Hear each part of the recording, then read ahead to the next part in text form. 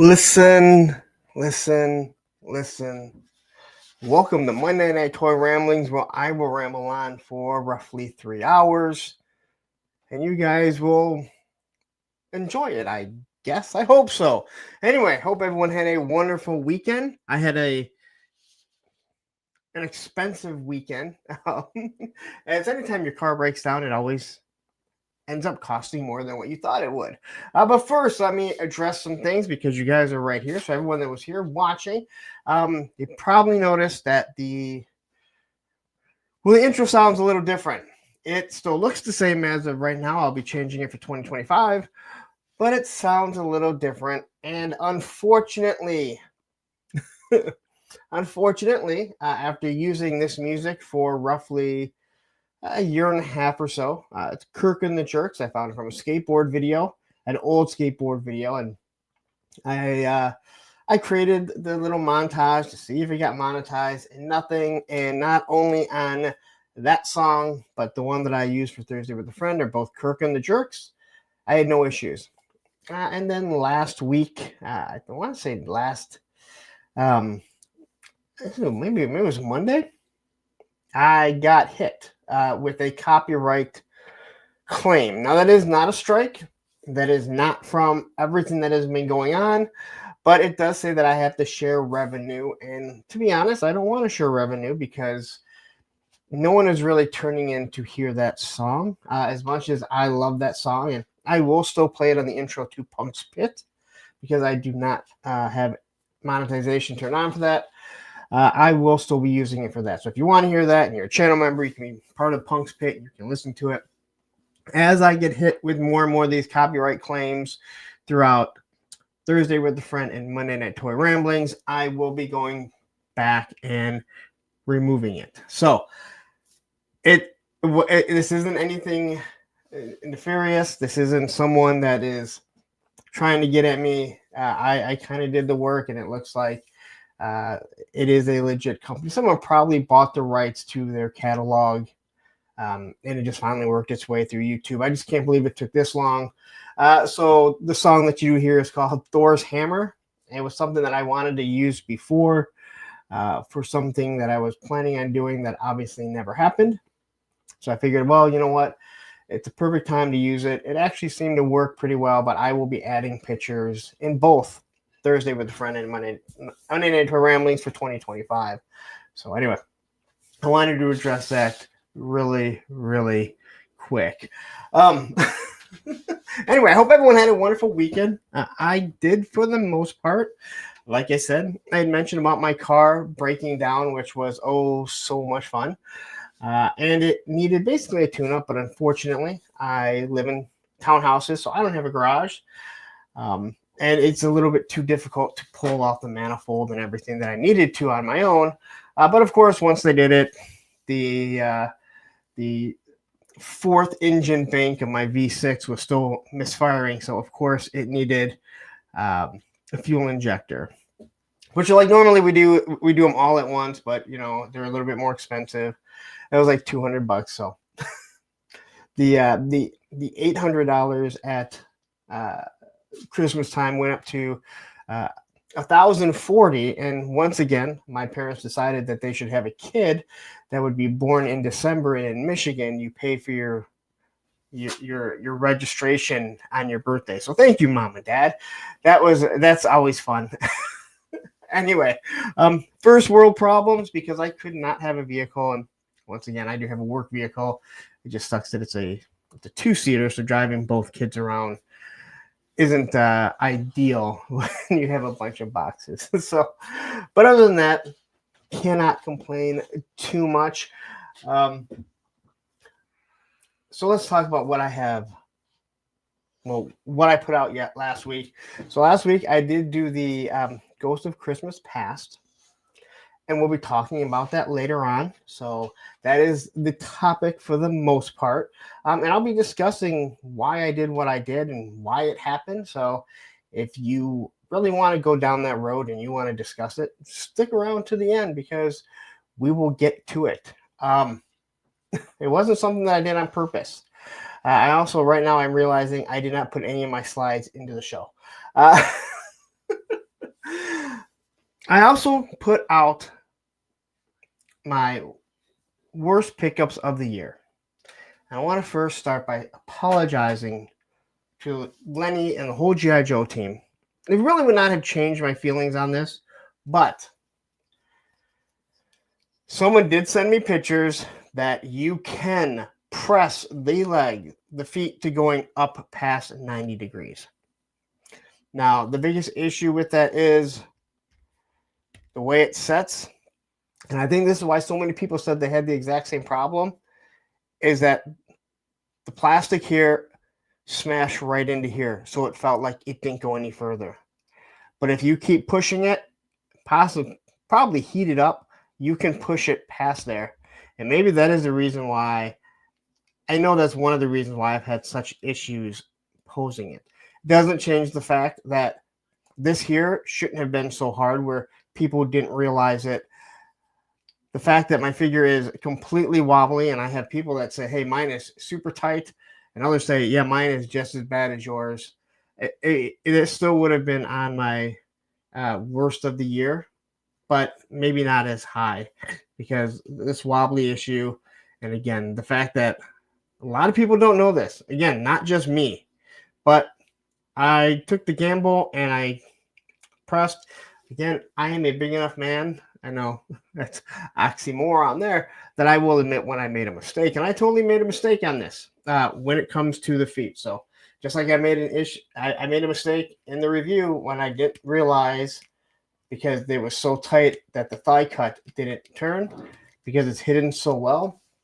But again, I will admit when I made a mistake. So, but this week, what was supposed to come on Saturday and then got lost, and then on Sunday the stand came. But tomorrow when I get home, if all goes well, I will be working on this video. And just the box itself is absolutely glorious. I've seen this at Joe Fest. I've seen the pictures all over Instagram and Facebook, and I'm super excited to get that thing out. See how well it scales, how well it looks. I'm excited for it. Please let me know if there's anything that I shouldn't show anyone till fucking Christmas, though. I don't want to upset anyone and then have a whole bunch of little people be pissed off at me because, ooh, I ruined their surprise. All right. Hey, they're little people. We can't say that. I might get demonetized by calling them that. But you are one. I'm not. I'm taller. Hey, Ed, I need to be comfortable when I'm streaming for 3+ hours. All right? Anyway, there is 66 people watching right now. So please hit that like button. And while we're at it, let's say hi to everyone, because that means there is a bunch of you watching. So let's just get into it. We have I Love Football here, Stanley Eberhardt. We have Same Time Toys. We have Men Hosa. We have Brick Something. He says, oh shit, I'm early. We have Johnny Reno. We have SCS Dog, Krusty Old Crow, GI Bro, who has the best guns in the house. We have Gun Bunny Customs, Machine Man, Pains, Toys, Samples, Snow Wolf. We have my first moderator, Matthew Matson, who is here. We have Aaron the Toy Enhancer, Krusty Old Crow is here, Plastic Fantastic, who was my guest last Thursday. If you haven't checked that out, please go check it out. I want to give him a big thank you for joining me last week. I will not be going that long every time because, damn it, I normally have to work on Fridays, and I go back to work on Fridays. So the Collector is here. Derek Holloman has joined us. And yeah, I'm going to move in here. Turk Murphy Toy Solution, who has received the winnings along with his grenade. And if you want these, please let me know, because I just got, I don't have them yet, but I've been shown that I have like another 10 that were made. So I'm going to be trying to get rid of them. $20 shipped in the US. All right. So please hit me up if you are interested. They're awesome. That's all I can say to that. Viper Scout, who is joining us. We have Ted Darklaw from Hella Dope Toys. Hello, friends. Just pop in for a few as I head to bed. Good for you having to work and go to bed and be a responsible adult, Ted. I kind of envy you, but then I also don't. With All Faults is here. We have Nolan, which makes us Toy Tube official. Did I say Derek Holloman? If I didn't, I'm saying it now. If I'm saying it again, lucky you. You got it. Got your name said twice. Jamie Garcia. We have Osro Dominus Toys, who I want to say thank you because I was told that you, Brick, and Joe G, who is one of the biggest Mythic Legions people, have defended me for what I did. And again, we will discuss that later on. And again, I don't need anyone defending me. I can defend myself, but I do appreciate it when friends of mine say, hey, you know what, listen, let's have a little talk about this. And that is not the reason why I didn't show up Saturday. I was just spending time with Olivia watching Buffy and Angel. We watch so much, then you got to decompress at times. All right. We have a Thanos Copter who has joined us. We have Benny Torres. We have Len. I don't like to say your last name because I feel like I'm completely butchering it every time, and you're a loyal listener, so I don't like doing that. We have John Deere Green. Does the music really matter? We are here for the toy talk. It does when they hit the monetization that they have to split I have to split the money with that creator. You're absolutely correct. It shouldn't. It's not like anyone is tuning in for this, but unfortunately, yeah. And people like that song. It's like any opening song. And I didn't ever want to change it because, imagine family ties being changed, your growing pains. It changes the way you feel about the show when you hear it start. So Stanley Eberhardt has joined us.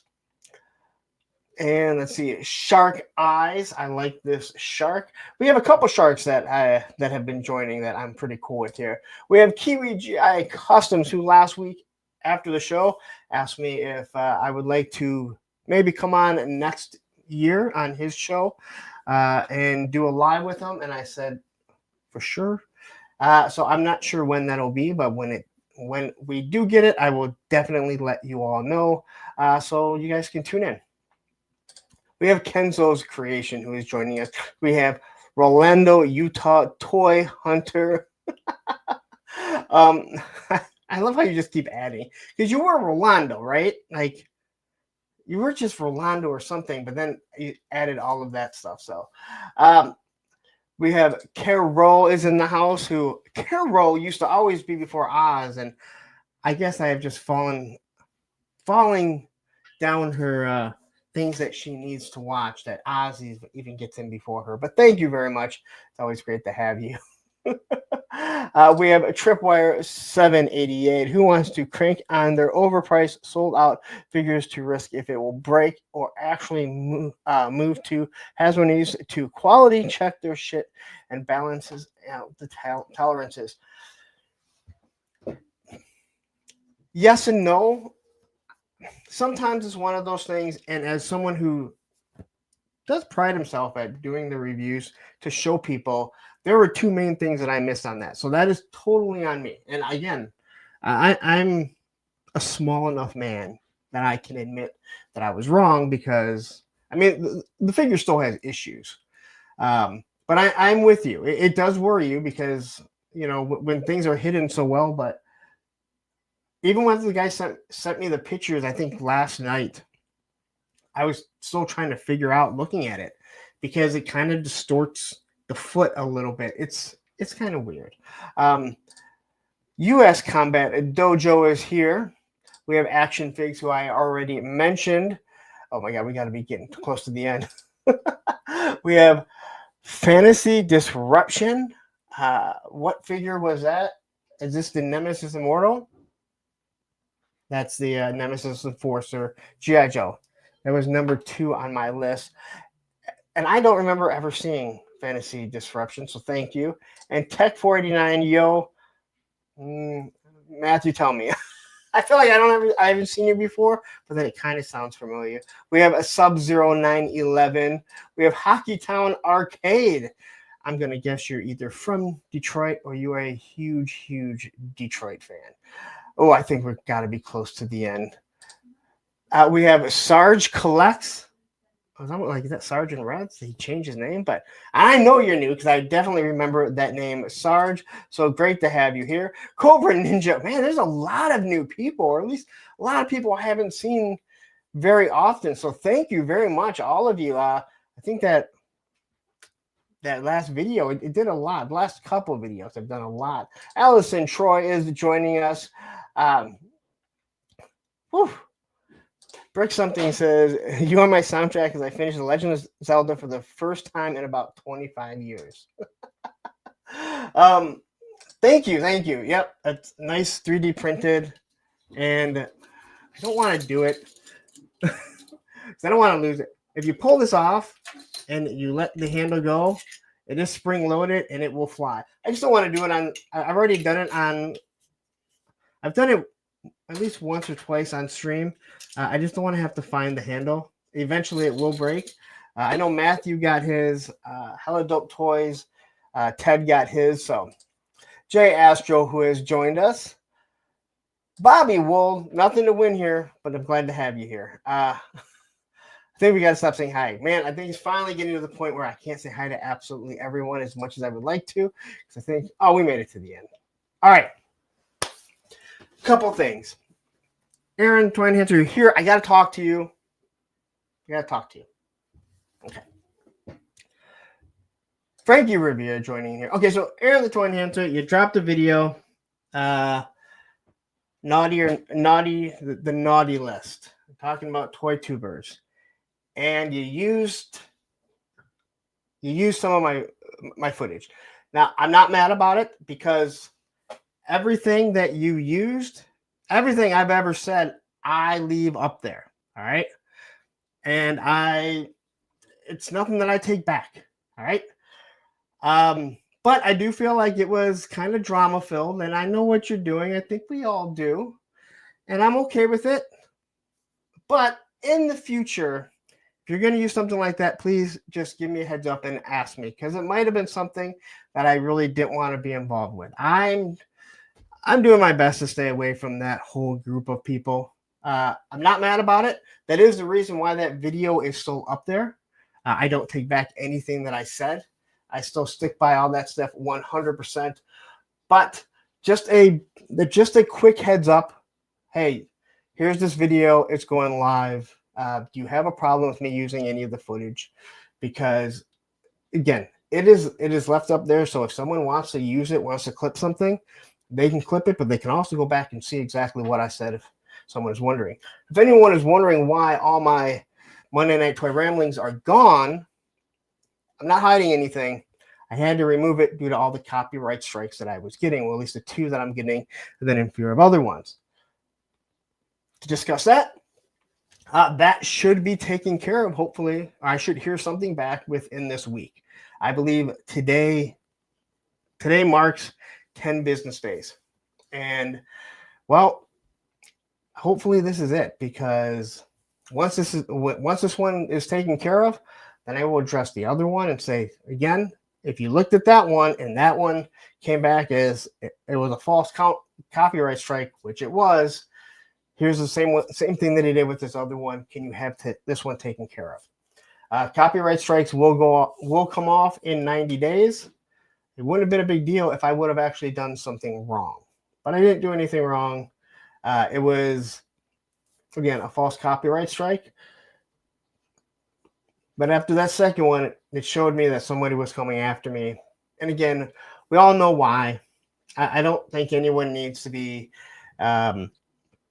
Batman or some super detective. You don't need to be the detective from Blue Bloods to figure out exactly what the hell was going on. But I have no proof, although he hasn't said anything because he's not a real person.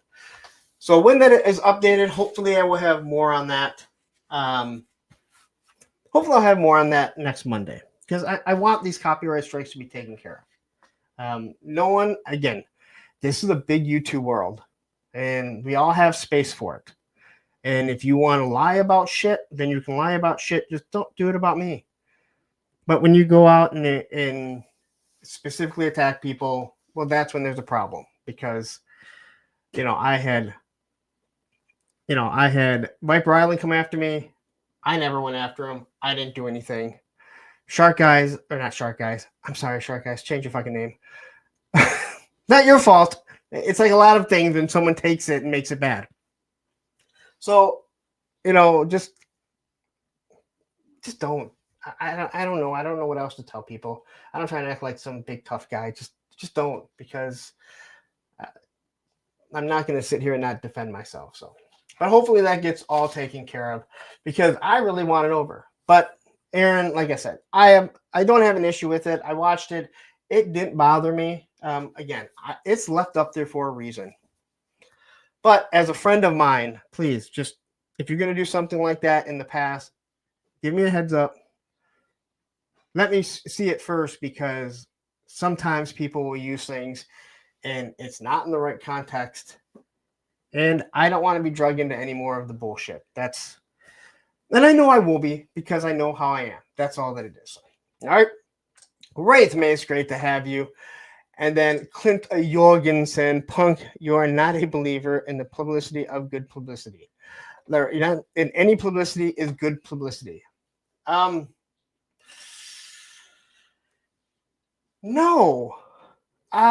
No. Any publicity, I mean, it's like, I mentioned it's cheap pops, like in wrestling, man. You get that cheap pop when you first come out. I get it.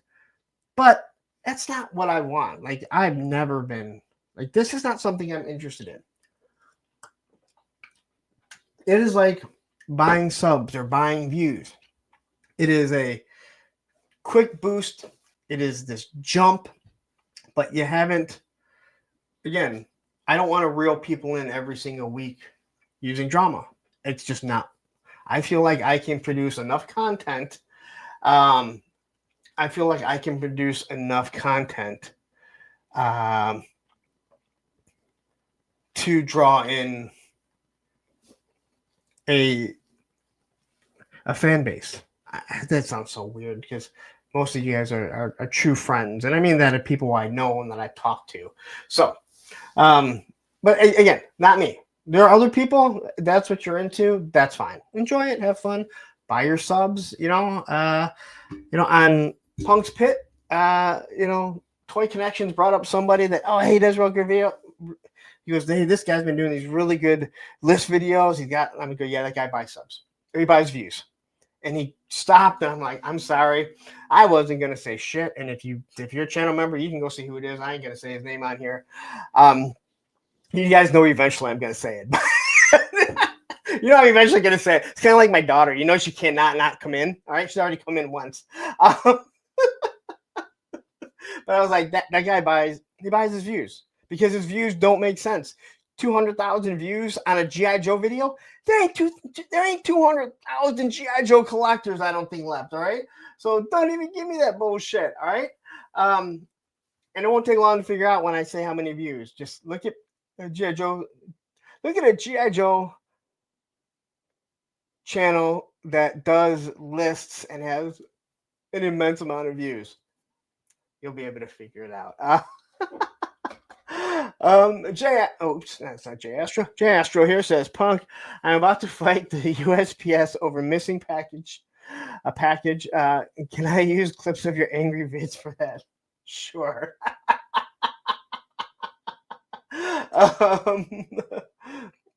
No, it is not. No, it is not Shark. No, it is not the guy who just happens to do. It's not the guy who just happens to do a live video to rate the G.I. Joe videos the same day that my premiere goes up on the exact same time. No, it was not him. It was not. Honestly, it won't be hard to figure out. And some of you, and most of you won't even know, and nor do most of you even care. Um, Most of you don't even care. I've just unfortunately have become too, I guess, too knowledgeable. Maybe in some ways too jaded. That I see it and it's like, why the, and I've talked to a couple of people, why the fuck do we work so goddamn hard?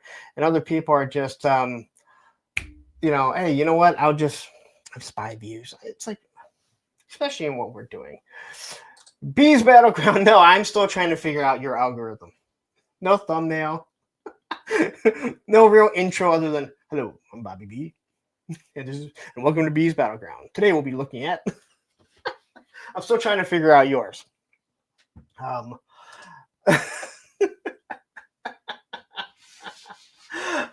Anyway, you guys kill me. I do want to say thank you to everyone that did join Punk's Pit, whether you came on or stuck around. I think we were on for 6 hours. I'm like, this one's not going to be that. This one is not going to be that long. Viper Scout nailed it. Viper Scout was there. I feel like I'm going to start a feud with someone. The saddest part is I've watched the videos and I actually like it. So, but when you look at those, man, when you look at those fucking views, it just, again, Social Blade. It fucking tells you everything. Reasonable. You just have to reasonably like deduct things, and you're like, oh, okay, totally makes sense. But yeah. War Chest Full of Toys is joining us. Anyway, what was I saying? Oh, yeah. Thank you to everyone that joined Punk's Pit. War Chest was one of them. He was on for quite some time, actually to the end, until he said it. He was freezing up like crazy, which I might too. I think I might be having internet problems. So if I start having issues, please just kind of let me know in the comments. Matthew will probably let me know. He'll probably text me if I do. This week, I do have Black Knight. That is Aaron from Hella Dope Toys on Thursday with a friend. I started last year off with Ted, and we're almost bookmarking it. I do have another Thursday with a friend after that, but almost bookmarking it with the other half of Hella Dope Toys.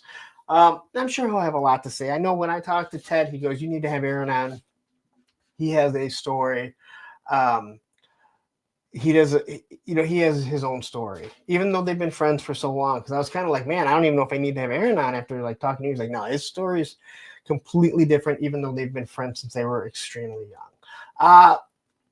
John Deere, I agree with you. I agree with you about his content. That's what is probably so. That's what is so shameful, in my opinion, about it. And sorry, like someone said something about the sausage. I'm kind of letting everyone know about the sausage and how it's made. But it's this thing now that after going through it and creating that video and seeing how all this is done and doing YouTube, you can spot these things really easily, and you can see the way subs grow. And again, I can't watch a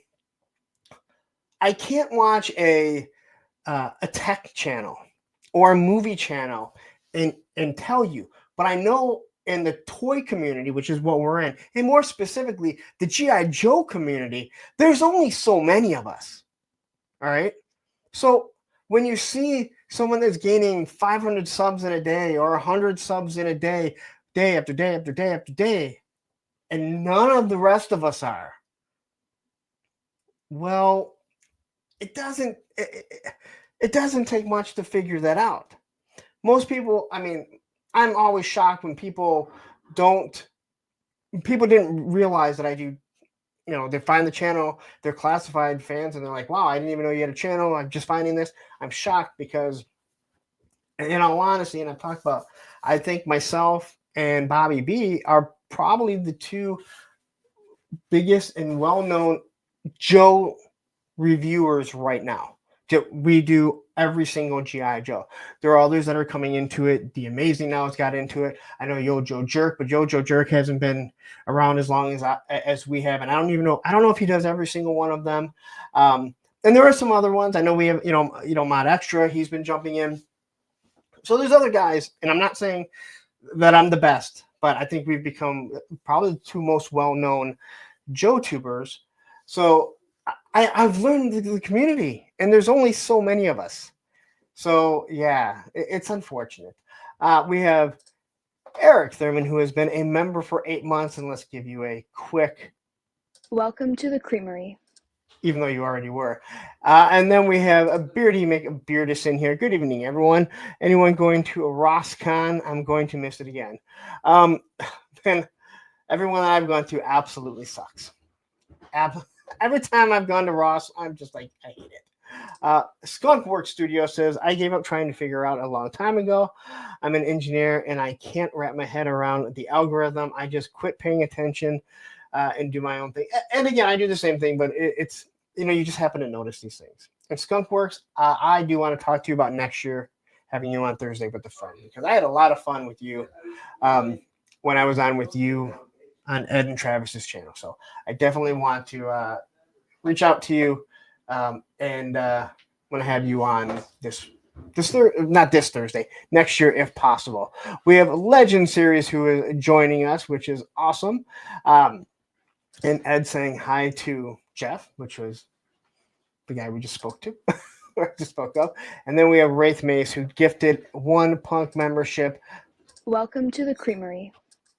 And Lone Dragon, I got that. We have Fatrid, who has joined us. Whew, okay. John Deere says, I got Soundwave Thunder Machine at Ross. A great deal. I was so happy. That's the only reason why I'm going. And I don't even believe it. I don't believe it's there until I see it. That's the only reason why I'm going. We just started getting Rosses. And I have one right next to the toys, right where Toys R Us used to be. So I keep going by and it's driving me nuts because I've never, ever seen it. And it drives me nuts because that's all I want. I waited not to buy that one right away because I kept seeing them go on sale. And then that one never went on sale. And then it shows up at Ross, and I'm like, $25, come on. And I've gone there way too many times. So a little disappointing. And Wraith Mace, who has been a member for 12 months. Welcome to the creamery. And Wraith Mace will be my first guest of 2025. And let's just be honest, anyone that knows Wraith Mace and what he has recently gone through knows that, well, he's got a story to tell. And I think it's going to be a hell of a story too. So you might want to get you might need the Kleenex for that one. I won't, because I don't cry for anything. And quickly, let's just do it. Why not?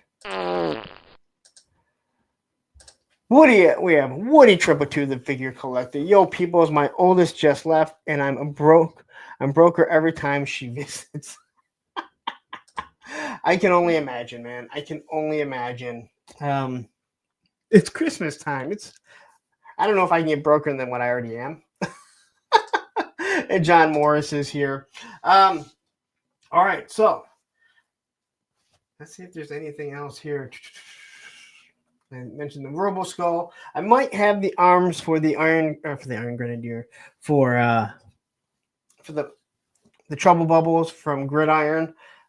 Greg does have those, and like I said, he has other grenades. So if you're interested in one of these grenades, hit me up at punkwithtoys@gmail.com and let me know. And then, like I said, $20 shipped, and they're fun. They're fun. They're cool.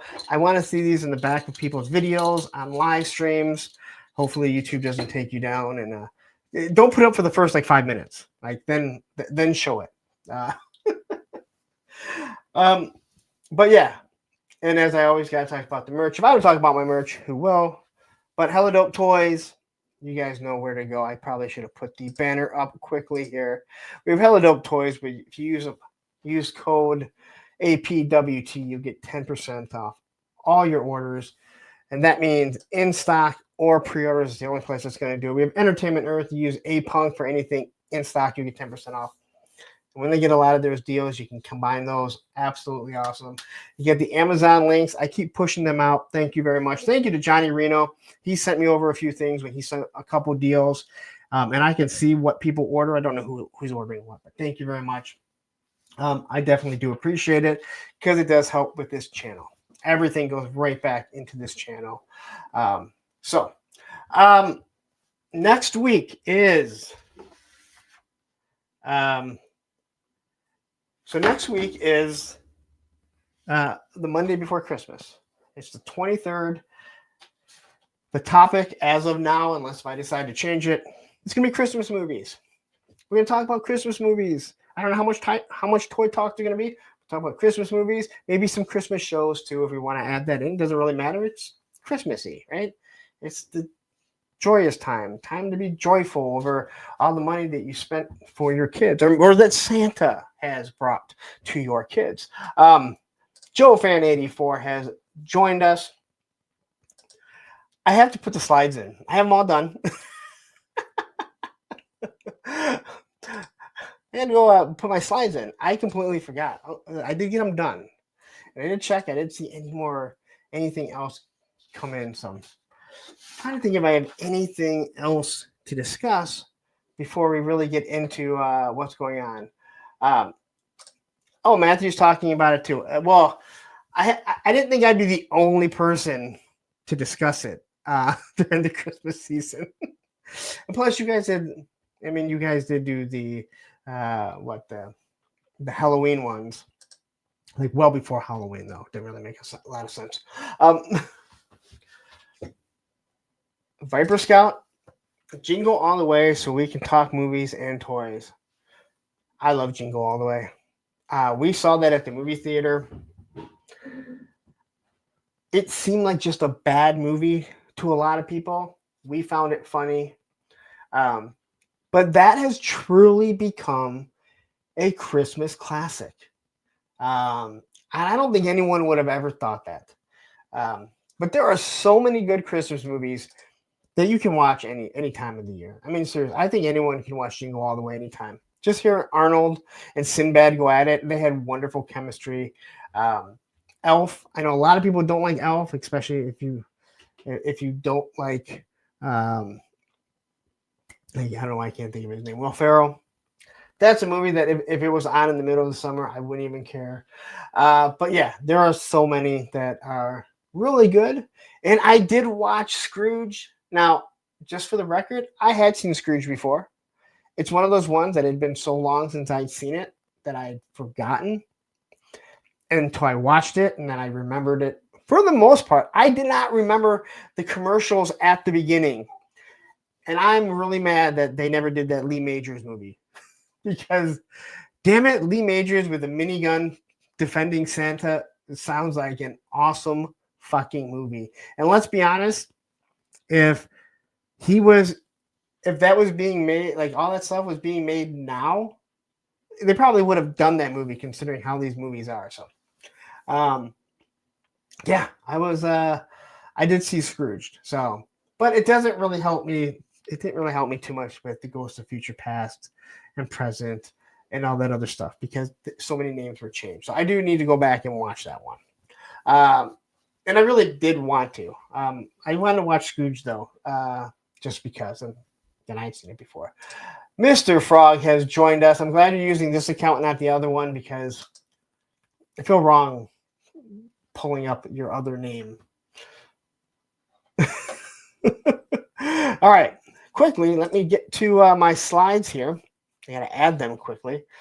So why don't you guys, you know what we're going to do? We're going to play a little sound clip while I get these things all added because I didn't do my job like I should have.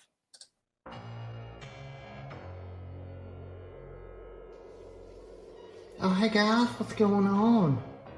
Mossman, what are you doing back here? Oh, you see, so Skeletor, he had to go to the grocery store. He had to go buy more barbecue Pringle chips. And so he's put me in charge here for a little bit. In charge of y'all. He said, man, Mossman, I have to go to the grocery store, so I need to put you in charge of Snake Mountain. Mwahahahaha. Yes, that's Skeletor. That's Skeletor. Right.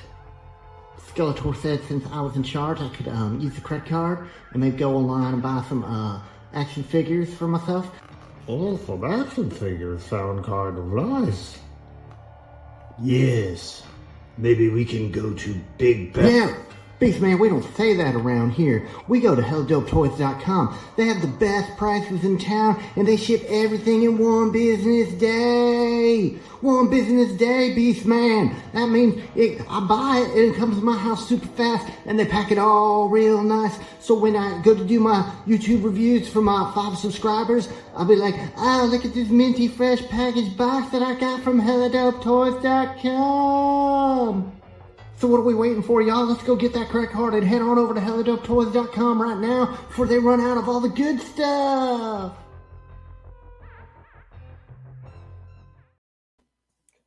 All right, so 86 of you watching right now, thank you very much.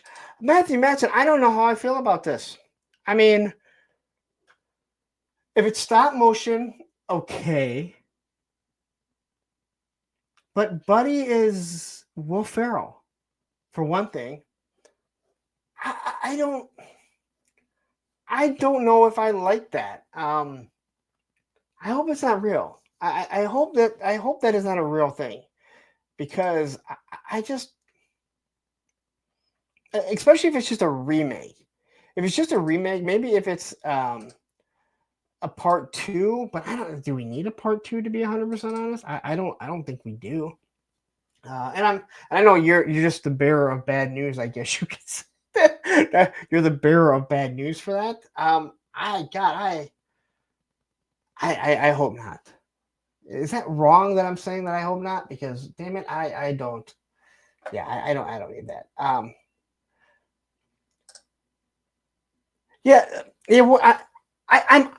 I think I'm okay with it, but I don't want to say that I am. I don't want to say that I am. Because again, I don't know. I guess I would have to see it. Like anything, hey, you know what? It's their own legacy, and we get so wrapped in other people's legacies because we don't want to see it ruined. But if they're okay with it, should we? I do care. Ed is saying it was a made-for-TV animation. Yeah, I get. Yeah. Anyway, and I saw Bill K has joined us. If you're new here, again, 88 people watching, please hit that like button. As of right now, it shows me that there is 54 likes, 91 people watching. Math ain't mathing, guys. So please hit that like button. It helps out more than you know. It sends everything out there. Roll Keeper has joined us. All right. So as we always do, we always start with either Motu or McFarlane. There is not always Motu, but there is always a little McFarlane. Maybe. There I am with my giant arm. Is it actually up there? Because, okay, that's weird because as I'm looking over here, it came up. I was looking at my big arm with the little spinning wheel. I say Roll Keeper has joined us yet, but the shark one, I cannot believe we got another shark in here. And no offense, shark. It's just anyway, McFarlane Toys. I wonder if there'll be a Batman in this. Oh, look, Batman. So here we are. Batman versus King Kong. And man, oh man, there's so much to talk about with this. And I don't know if it's positive or negative or what. As I've mentioned before, I normally do watch Robo Don't Know. It really does help me. Maybe if things I might have missed, maybe things I'm interested in, but I'm not going to talk about. He only talks about 1/18 or 1/12 scale stuff. And he showed this off and he said, I don't know how I feel about this. Now, I think if you're wondering why, it's because this Kong has absolutely no articulation whatsoever. Give me 1 second here.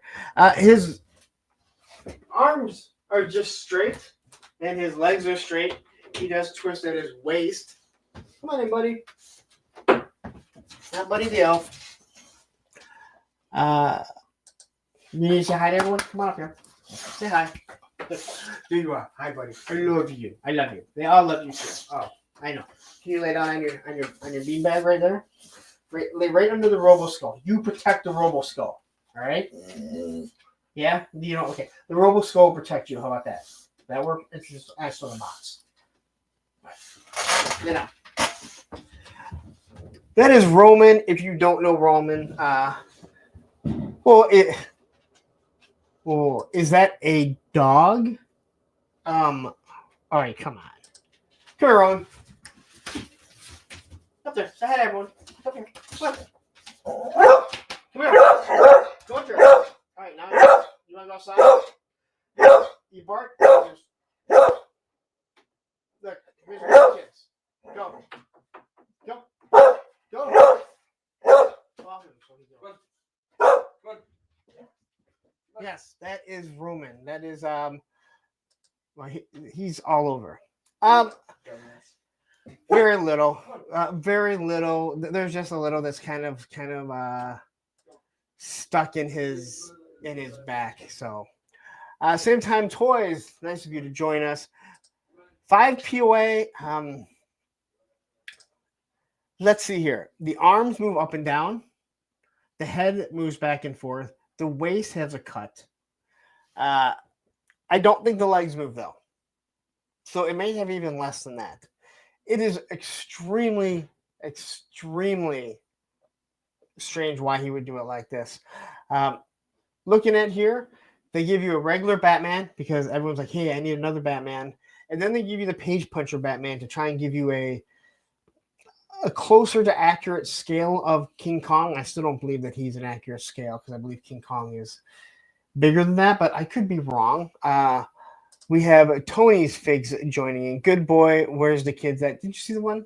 It was actually the boy that came in, which was really shocking. So the King Kong looks really good. You see his arms, they move around. Actually, it'd be more than 5 points of articulation because his arms can move up and you can see he can clearly, it looks like he can move maybe to the side.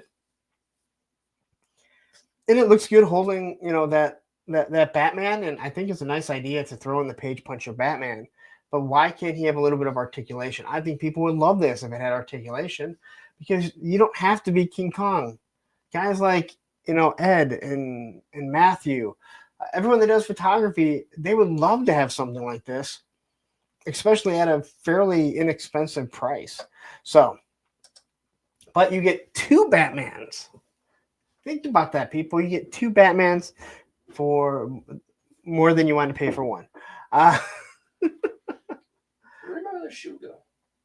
It's downstairs too. Where?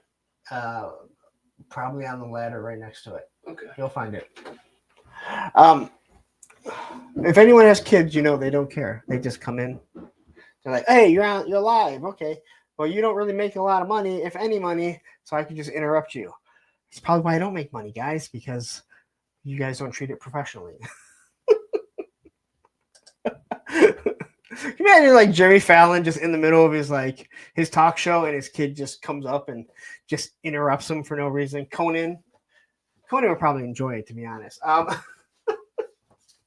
You don't get that from other places. You don't get that from other YouTubers where kids just come on in. You know what? 3-star, I knew I saw you, and then I think I get interrupted. So I want to say hi to Darren. So anyway, here is your Batman looking up at King Kong. This is probably more of a size of a Girly Grog. But I think Girly Grog might be a different color. But hey, you don't care. He'll be Jokerized eventually. Can't wait to get a Jokerized King Kong. Again, he looks good, but if you can't really pose him, does anyone really want him? I mean, he's a statue. There's a reason why I do not show those McFarlane statues. I know he calls them, unarticulated action figures, something like that. No, that's a statue. And I don't really talk statues. If one popped up that was really awesome, great. But let's be honest, there's a lot of cool G.I. Joe statue. I think the Batman looks good. So I think this is a good buck for the Batman for what he's done. I like the way the head looks, the ears and everything. But I'm sure we've covered this Batman at least once, twice, 3 times in the past, right? I don't want to say that he's not. I don't want to say he doesn't give us or give you guys. I don't really collect this stuff. I don't want to say he doesn't give, new interpretations of his Batman, but for the most part, he doesn't. For the most part, he doesn't. So here's all 3 of them side by side. The face sculpt looks really good.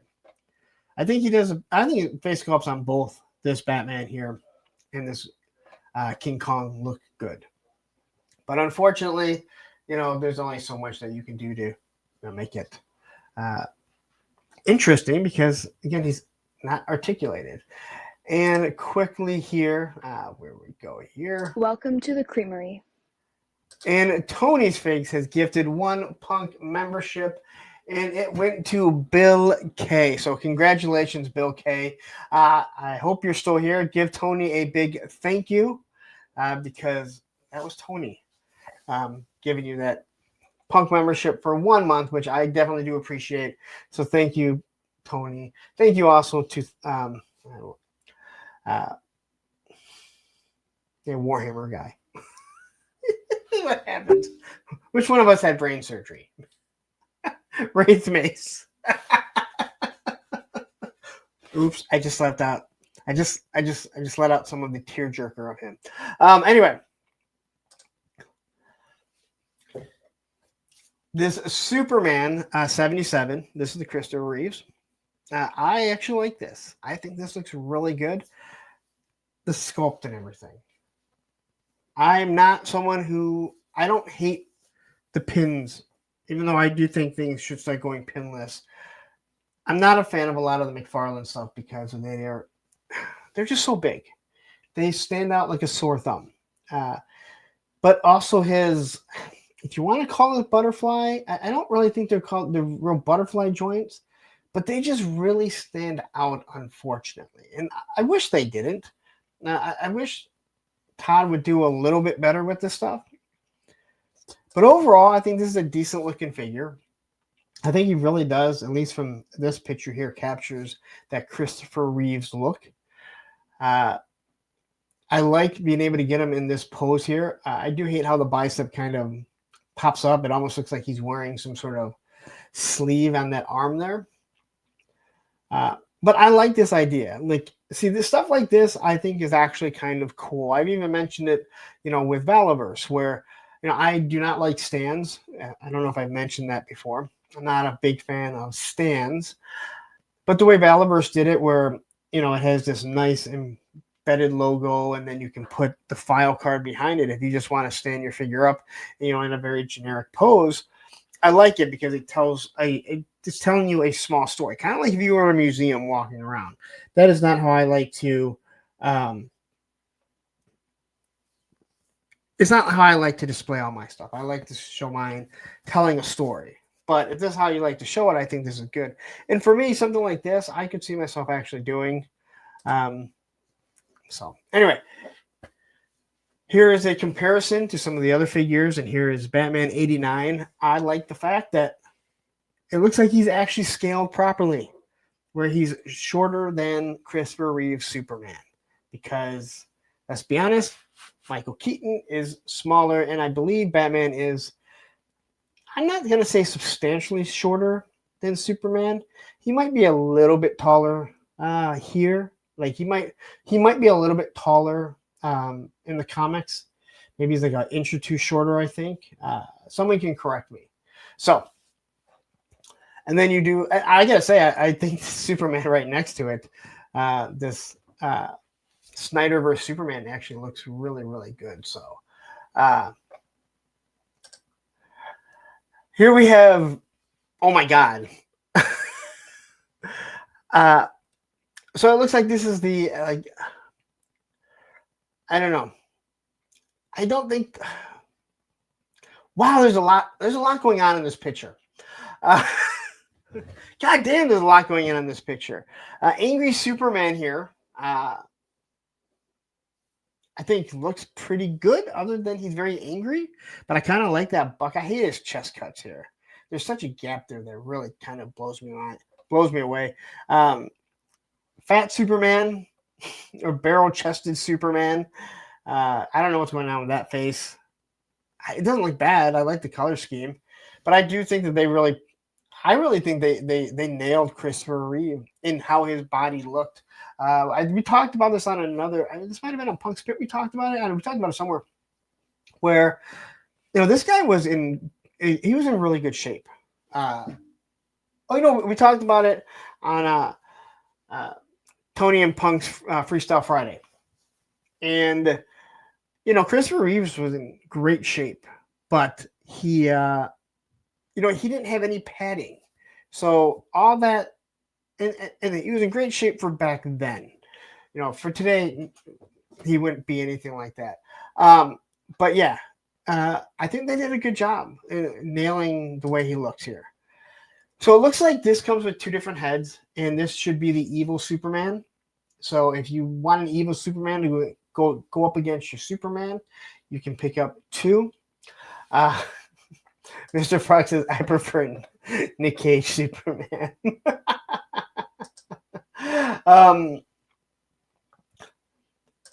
In John Deere Green says Reeves, I think is Christopher Reeve. Am I correct, right? Is it Christopher Reeve, not Reeves? I don't want to correct you, but the other guy was Reeves. Matthew, you'll tell me. Right here, I can see. Superman Christopher Reeve was a good... I haven't seen it, but I am interested in... I love documentaries. I really, really do. I love documentaries. That's something I can actually watch all the time. We have Omega Godzilla. Bats looks cool. Thank you very much. I don't know why I'm saying thank you. I didn't design them. Great to have you. But I do like the fact that he's giving you, 2 different heads. So if you like the angry Superman, you can have the angry Superman, and go from there. I have to give McFarlane this. He is going pretty heavy with the soft good capes. And let's just be honest.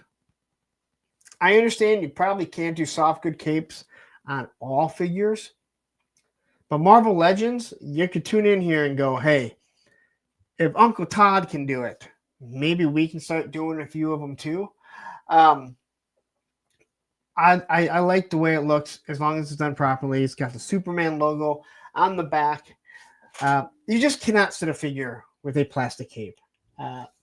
And plastic capes, I'll be 100% honest, it reminds me of Power of the Force 95, 96, 97. And they're already 5 POA as it is. But try and sit Darth Vader down. Try and sit Lando Calrissian down. You just can't do it. And this was no different. I know Tony learned with that Justice League table that he bought with chairs. If you haven't checked that out, please go check out his video.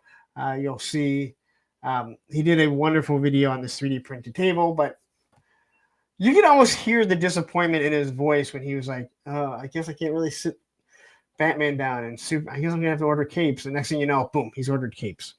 So backdrop looks good. Superman getting ready to take flight, or maybe he's flying. All right, so this picture. So just watch. Like, I was actually on the phone with Tony when I was adding these pictures, and quickly tell me. I flipped the page and I went, what the fuck is Superman flipping me off with a long, nasty finger? And I went, oh, that's one of the crystals. I thought Supes was flipping me off with some giant witch finger that he had. But if you flip through it quickly, you'll be like, oh man, Supes is flipping me off. He's pretty damn pissed off. Either way, again, I think this looks good. Nice looking figure. In some of these shots and certain angles, just the face hits Christopher Reeve perfect. I mean, it is Superman. It is what we grew up on. So lots of hands. Mr. Frog, he found Lois Lane's adult toy.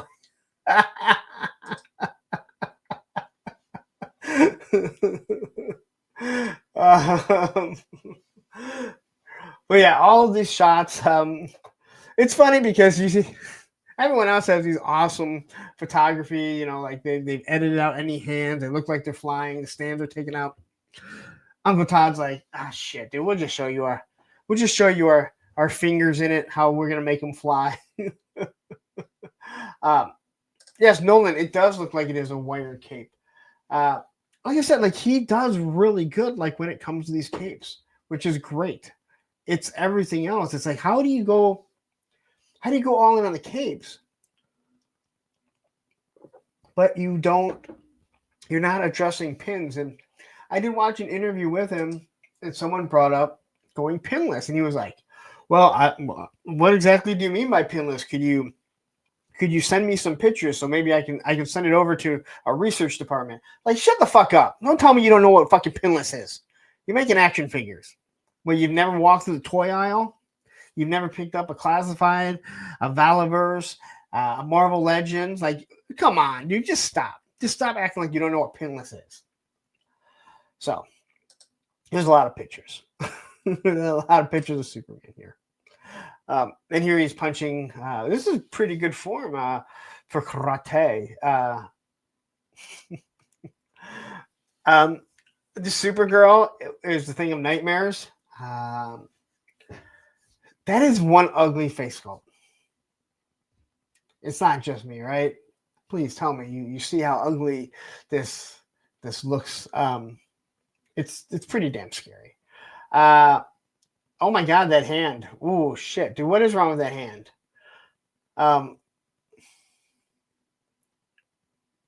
Dude, I didn't. Whoa. Whoa, good lord. What the fuck?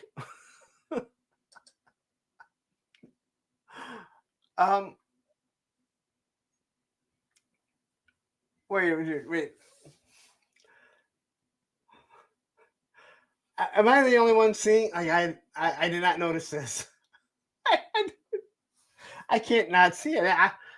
I thought her face sculpt looked awful, but now, holy shit, Shaq hands. You know what they say about big hands. Well, I don't know. Is he? I hope that that crystal it wasn't the size because it doesn't say much about big hands. He got stung by a bee with kryptonite. I guess is what you're saying. 3 Star says, "Am I the only one wondering if there's if there's an S on the panties?" Yes, you were the only one wondering, but now we all are. So I gotta get off this. Yeah. So I gotta say, Todd, right here, this joint, the wrist joint. Why is it not flesh colored?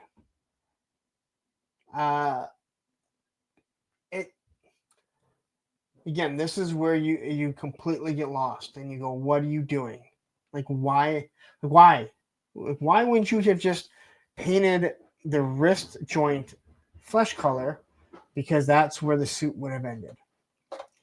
Because people will be asking him, hey, Clark, why exactly is your wrist blue there? What do you I do like these pictures here, how they kind of pipe in the red, so it looks like he's about ready to use his heat vision. So there's some pretty good stuff here. True Star Screamer or Trust a Screamer, one or the other. Okay, I'm here. Sorry, lost time messing with the Black Cosmic Legion Trooper who finally arrived. Hey, thank you for joining. If you're late, you're late. No, I didn't go up on any super rant, so I'm waiting to see if that happens later. No, I don't think I have a huge rant yet. I think this is an awesome shot. I think we all would have loved to have seen Christopher Reeve and Michael Keaton team up. Like that would have been the Superman Batman we wanted. Could you imagine if anyone? We were talking about the animated movies that DC has done, and I absolutely love Batman, Superman, or Superman, Batman, Public Enemies. I don't know who had the title, but it's Public Enemies, animated, absolutely awesome. Having Christopher Reeve Superman and Michael Keaton Batman do that in live action could have been awesome. They could do it now. I mean, that would be a movie that I would love to see. They would completely obliterate it and make it awful, I'm sure. But that whole Public Enemies, with all those people, the villains, even the heroes, all coming out for them because they were wanted, was awesome. Yeah, Matthew. Yeah, that. And then the other one was Apocalypse that we were talking about. I love both those. And they're kind of in the same timeline, but they never really reference one or the other one. But Public Enemies is awesome because the two of them are just out like, all right, we're just going to beat up every single person. So, but again, these all look really good. And that Batman actually looks pretty good for being a McFarlane figure. There's the packaging with all the giant hands.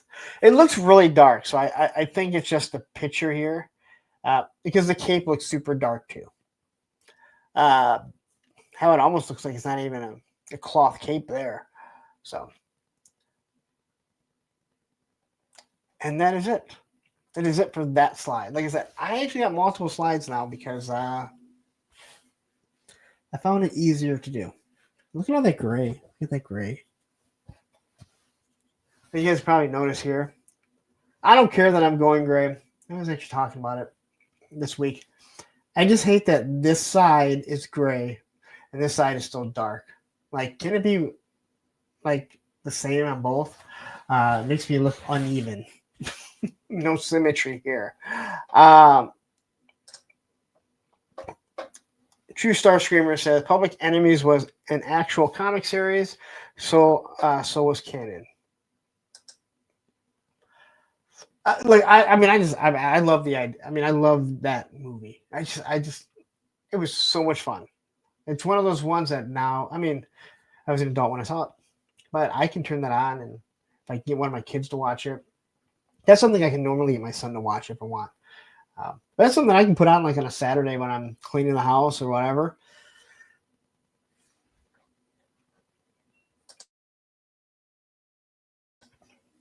And then I get kind of lost and I sit down and don't clean.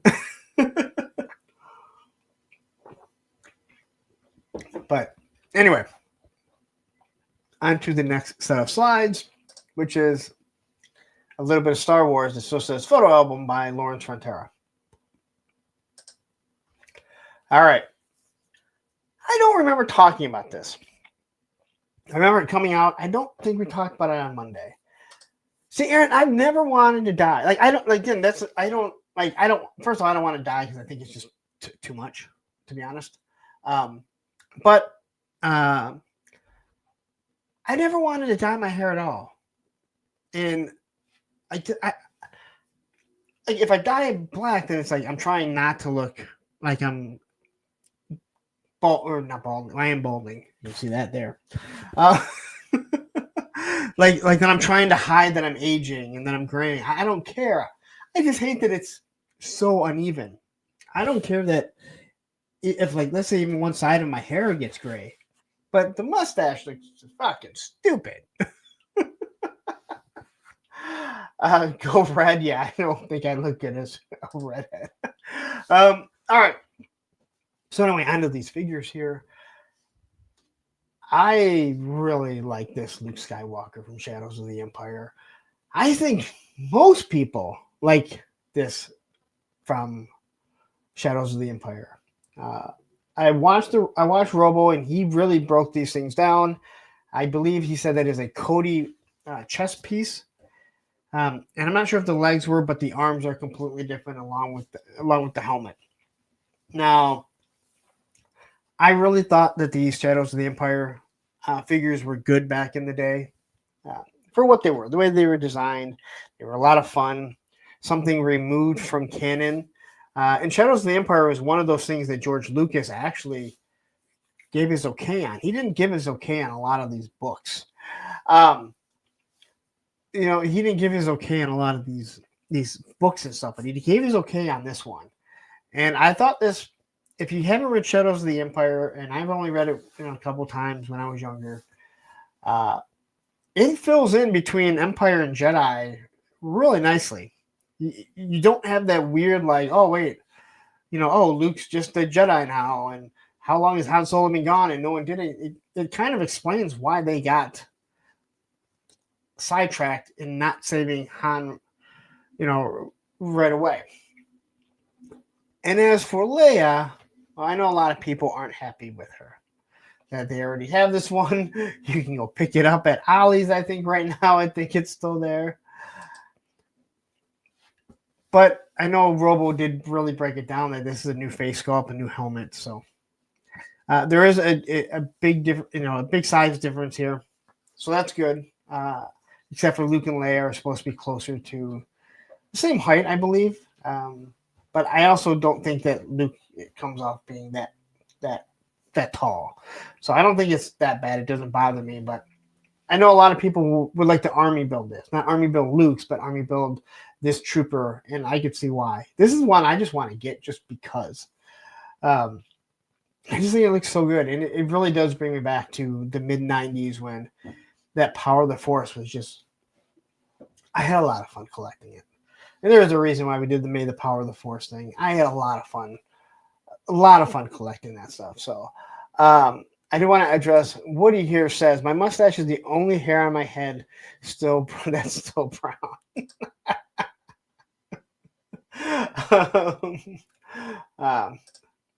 Mr. Frog says, need a sleeve layer for my collection, just cause.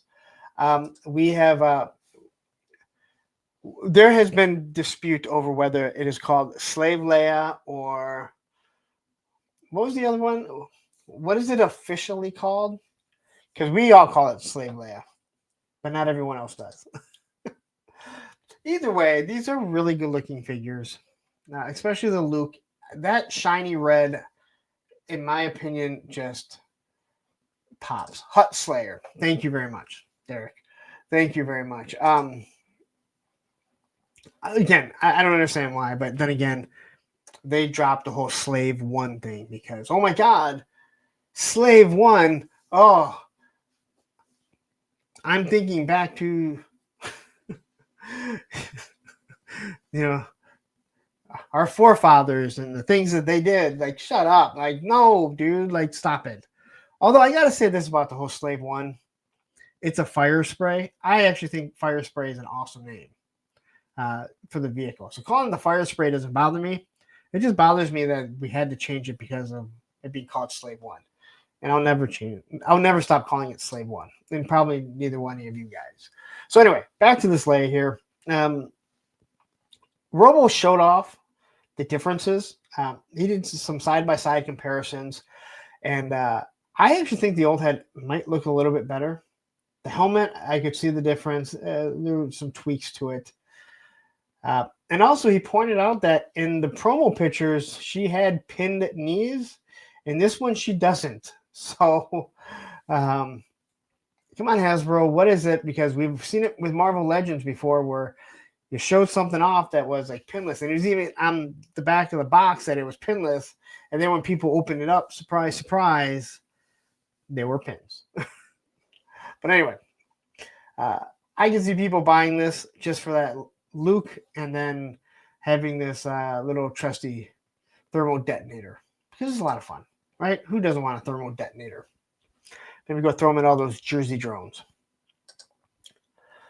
But I always thought Bosch was a cool figure. I always thought like it was a cool look to for this bounty hunter.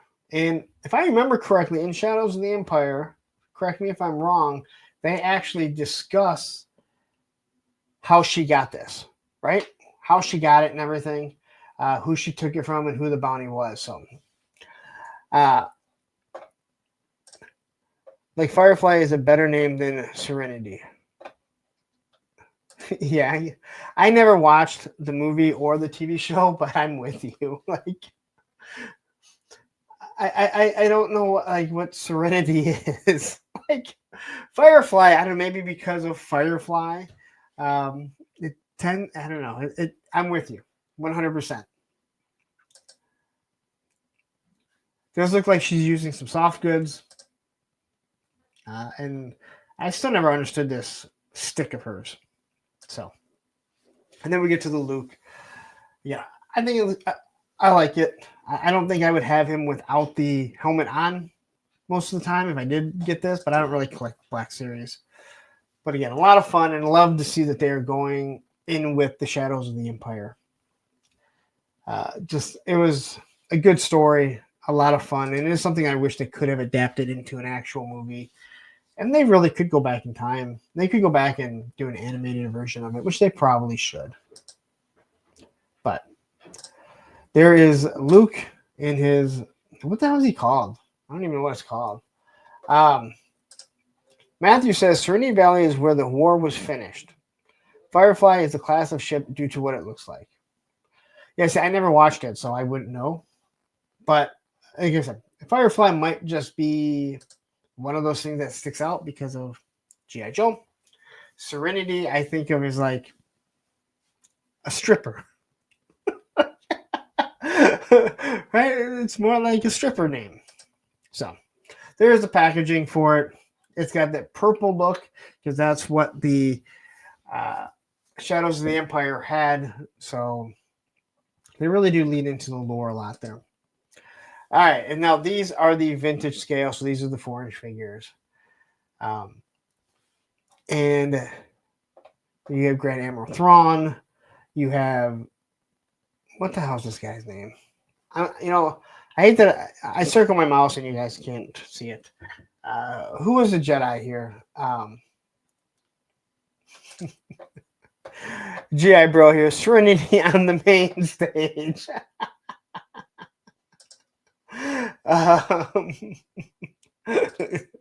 It's Gandalf with the lightsaber here. Jedi Jesus. Matthew says, what? You need to watch Firefly, the best first season of a series ever, and Serenity movie is a decent follow-up. Isn't Firefly only one season? Isn't it? I don't know why I never watched. I don't know why I never watched either. Considering like during the whole, Buffy Angel thing, I don't know why I never watched it, but I never did, and I was never interested in it either. It must have been a time where only so much of my time, you can only be pulled so many ways. Anyway, this is a 3-pack. Jedi Jesus here. You see the sandals and you cannot not see Jesus anymore. Damn all you people, you Jedi Jesus. This is why we can't have nice things on this stream, because you guys distract me all too easy. All too easy. Luke Skywalker was not that easy to beat up. He cut off his hand fairly easily. He wasn't. It was Jesus. But Jesus was kind of God. He was the son of God, but yeah. I'm not going to try and figure that one out on the stream. Anyway. Here is I totally blanked out his name too. Even though I said it earlier. Thrawn with his ferret. I know it's not a ferret. Before someone gets mad at me and says it's not a ferret, I do like the fact that it wraps around his neck, and they do a pretty good job. And it's just a repaint of the outfit, which is fine. Again, repaints are part of this wonderful community that we deal with. Probably just the same outfit as this one. Hell, they barely moved them, and they gave him a different head, and then a different paint scheme, and yeah, look at that. They don't even move. So, oh well. Just remember, Hasbro also packed a 3-pack of Vipers, gave him a slight different paint job. A different one. One of them was a officer, and we all bought it up.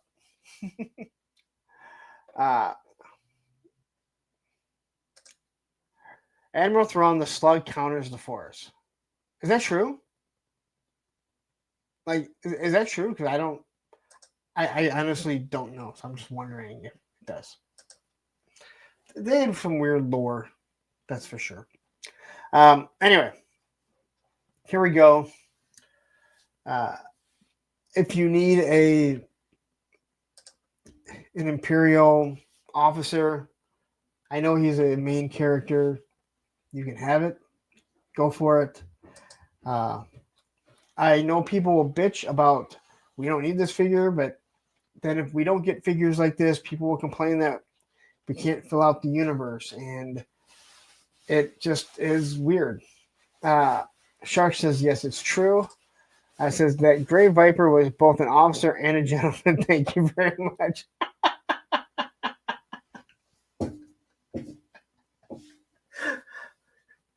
Damn it. Sometimes I read stuff perfectly fine, and it just really, like, you nailed that punchline perfect. And I read it, which was shocking in itself there. The Barracks Podcast. Jumping in saying smash that like button. Thank you very much. I do know who the Barracks Podcast is. I do know who you are because I went and had to check you out first when you asked me to come on your show. So, and then we have this guy. It's good to know what was painted like. You can tell it is translucent because the hand is actually painted, which I guess is cool, but it just seems weird seeing that the peg is translucent too. I guess I wasn't expecting that, but I love the fact that they always have to give you, to make it seem like they're giving you more. Like, hey, look, we give you just the lightsaber hilt that you can plug in, but you could have just made it so the lightsaber, the blade came off, and then given us something else. But anyway, they did, cool. It works for you, so. But again, these are good looking figures. If you're into the vintage collection, something you want, then hey, go out and get it.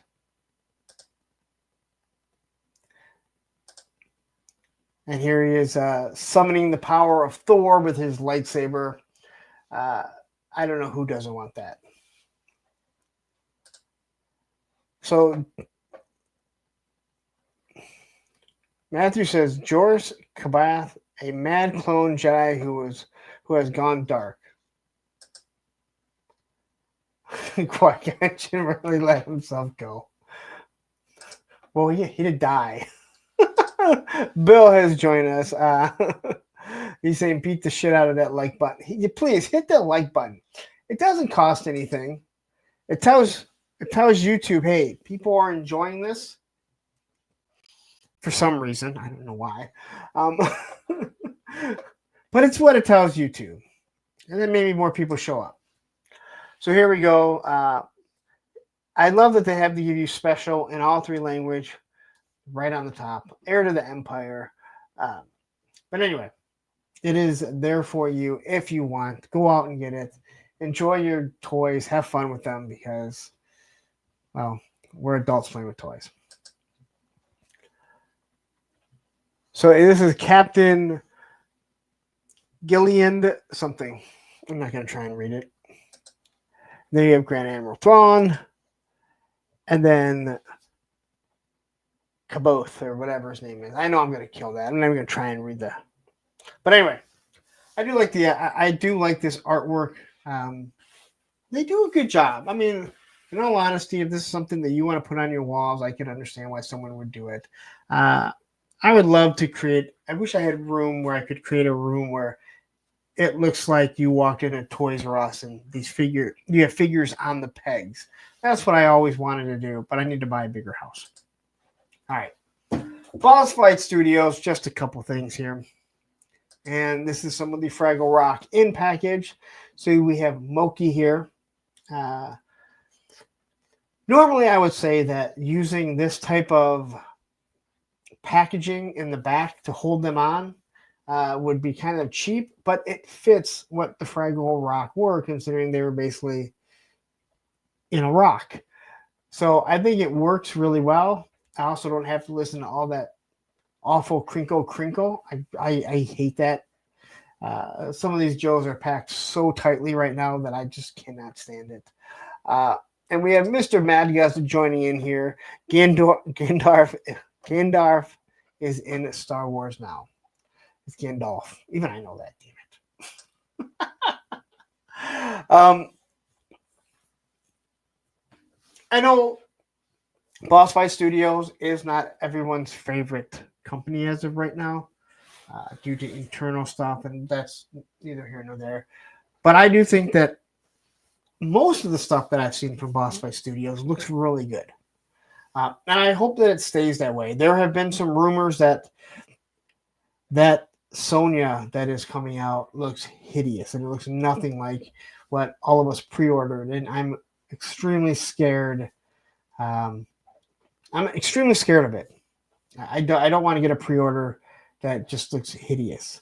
But I can't tell if what someone kind of showed off was something completely different by a different company or not. So anyway, here is Moki. Here is I think it's supposed to be Bobber, but it really says Boober. Is it Boober? I don't know. Someone tell me. You can't tell me because I'm by myself. I do love the little accessories. They do some pretty cool things, and these are scaled to. They're smaller than your. They're a 1/12 scale, but they're smaller than you. Than a 6. They're smaller than 6 inches. I will just say that.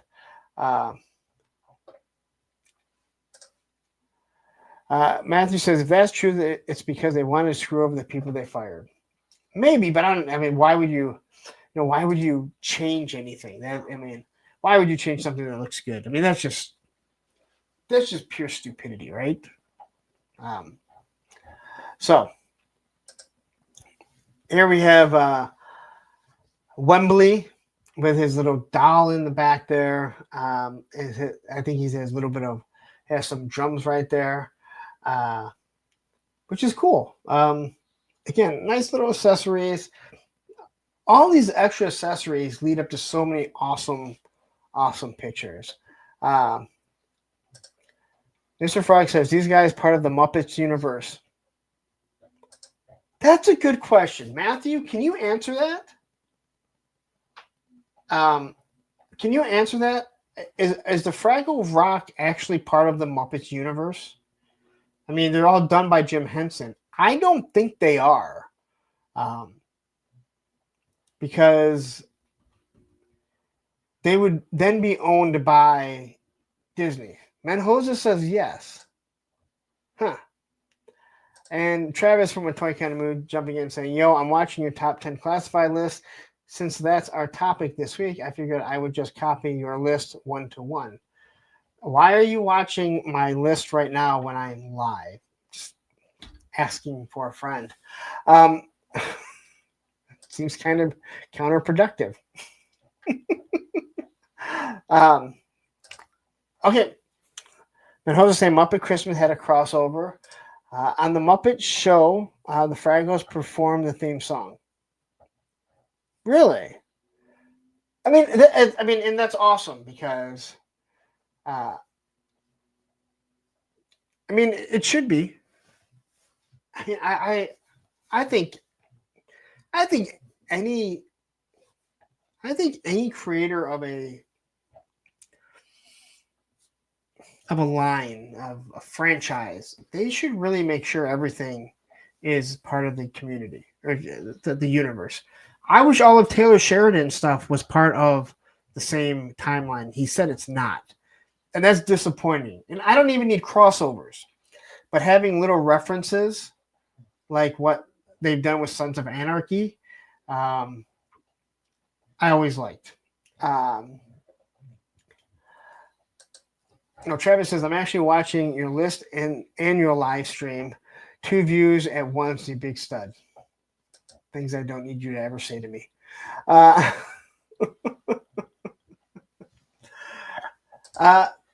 yeah, I normally don't agree with you on much stuff, Travis, but I'm actually mad that I didn't binge watch it. I wish I would have just waited till it was all done, because I started watching it. I had to do a show. I watched like 2 episodes, and then I watched last week's episode, and I was like, fuck. And then I watched this week's episode, and yes, I'm highly aggravated that I have to wait. Wade Howlett is joining us. I watched the first season of Lioness, and I absolutely loved it. So I turned it on yesterday. I started watching it, and then Tony called me. So I just watched the first like 5 minutes of season 2. I thought Lioness was fucking awesome, Wade. If you have not watched Lioness, I thought it was going to be completely different. I thought it was going to be one of these things where they take a female and they smash her and they have to make her some special ops. Didn't turn out like that at all. I thought it was absolutely awesome. So yes, I have not watched season 2 yet, but it is definitely on my list to watch. And Jeff Kerner jumping in. Hope you get a nerdy this year. You deserve it. No, I was up last year, and I lost to It's Chad. I don't know where I came in. They also got my name wrong. They call me Punk with Toys. I don't know why. The A is pretty prominent in A Punk with Toys. But I will not be up. But thank you very much. It would have been cool just to win. I don't think you get anything. But I think it's pretty cool that he does something like that. And again, I don't think you should have I don't even know if I should have been up for newcomer. This is what he had me in last year. I don't think Chad probably should have been either. But either way, I kind of understood where he was going. But it's cool. It's not saying I don't think Chad should have won. I'm just saying I don't think either one of us probably should have been in newcomer of the year, because I thought both of us were pretty established at that time. So anyway. And then here comes Sprocket. Now, so many of us love our animals, and I am wondering how this will scale in compared to Junkyard. I think it's going to be too big, but I think it looks really good. It is an interesting dog for sure. But yeah, I like what they did here. Again, I think most of the stuff that I see Boss Fight Studios do is really good. They have the controversy, and if you get really deep into it, I mean, I've heard a little bit. I have not talked to too many people. I have not talked to too many people about it, to be 100% honest. But I've heard rumblings here and there. I really didn't want to hear. I probably know too much drama about other companies. I'm so fucking over it. I don't give a shit. But yeah. So either way, I think the Sprocket looks pretty good. If I run into Sergeant Reds and they have it, I might pick it up if I think it's good. So Mr. Madga says that's like when you have to say a pimp named Slickback, a punk with toys. What can I say? Okay, Legend Series. So a big nerdy who does Nerdzoic. He does a whole show, and he has these awards for best toy line of the year, best company of the year. He does best YouTube newcomer. Like last year, he had best. I don't know, not last year. The year before that, he had it as something else. I forget what it is. And then he decided to do it's going to be the best newcomer. So you can only be on it once. And the rules that he set up, like you have to have under so many subs, and I had way more subs than that. Same with Chad. And there was someone else also that I've never heard of. I think they're a Transformers YouTuber. And we all had our subs are way over that. But he had never heard of us. He had heard of Chad because he's associated with the 3POA. And I mean, Big Nerdy is in kind of around, he's kind of associated with the 3POA. So when Chad won it, I don't think anyone was shocked by it at all. But I don't think, I don't think the way his parameters were set up that myself, Chad, or this, and I think it was the Transformers. You can go back and look at it. Should have been in it, but we were in it, and I don't know where I came in. It doesn't really matter. It was just kind of cool for people to maybe hear my name that have never heard of me before, and maybe check out the channel. I think that's all we really want. So, but it's cool what he does, Tony. He puts together this presentation, and he works really hard on it, to be honest. And he takes his time, and everyone votes on it. So it was fun. It's cool to see. Again, I've never talked to the guy. I've never talked to Big Nerdy at all. But again, he does some good content. But again, I think it's just cool when people, they take time to give back to the community, whether it be in a big way or small way. And again, that's kind of it's like a small way, but it's a big thing to take on for one person. I mean, I think a few of us have done some stuff where, it's this small little thing that we can help, but it's a big undertaking for one person, So anyway, what I am going to do quickly is I'm going to play another commercial because this guy actually has to use the restroom. I do not have the Grumble Duffs. I will just say that right now, but I do have to use the restroom. So I'm going to leave you with our second Mossman commercial. Go to Hello Toys while I'm gone. Don't leave. Hit that like button. Go there. Buy some toys. Use code APWT. Make Ted and Aaron work really hard for their Christmas. Oh, hey guys. So Lawrence, he had to step away for a little bit. He's got a case of the Grumble Duff. So he asked me to kind of watch over a stream. He put me in charge of y'all. He said to me, "Oh, Mossman, I have a case of the Grumble Duff, and I need you to watch myself for a little bit so nobody leaves and finds out that there's more interesting things to watch on YouTube. And also, I hate Ohio." So I was like, oh, dang, so now I have to come up with a topic for my very own show. And I was like, oh, what about talking about your favorite toy stores? So my favorite toy store is HelloDopeToys.com. So they used to have this really bad website. It used to look real scammy. Like if I gave them money, they were going to go spend it on like blow and hookers. But now their website is really nice. And like I can just go in and do like 1-2 click. And then my order's placed. And they ship super fast, guys. They ship everything in 1 business day. So like I get all my toys first. So when I'm out there on the playground and all my friends are like, oh, dang, Mossman, where'd you get that action figure? I still have to wait 17 months for mine. And I'm just like, well, I went to HelloDopeToys.com and I just pushed the buttons and then they shipped it out to me. And the packaging is so nice, guys. Like, I opened up the box and I thought, oh, I don't deserve this. I don't deserve this kind of packaging. It's so nice. But then my trash can gets full because of all the packing stuff. And I was just like, oh, dang, I just changed the trash. But now I gotta change the trash again. Oh, you're right, Matthew Matson. You can use the code APWT at HelloDopeToys.com and save 10% on your order. So how that works is, so you're gonna save 10%, and then a Punk with Toys, he has to pay that 10% that y'all save. So if you don't like Lawrence, you can just go to HelloDopeToys.com and just buy a bunch of stuff and rack up his bill. So then like at the end of the month, they're like, Hello Dope Toys is like, oh, Lawrence, you owe us $1 million because of all the 10% codes that everybody used. And yeah, that's how that works. Okay, guys, so it looks like it's time for me to go now. So make sure you go to HelloDopeToys.com and like and subscribe. And then in the comments, put what your favorite toy store is. But if it's not HelloDopeToys.com, I'm probably just going to delete it, okay? So, all right, guys, bye! All right.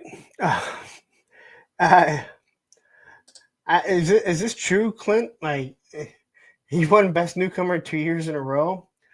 Well, this is his third channel, so I mean, I guess technically he is up for it. He'd be up for it 3 years in a row, right?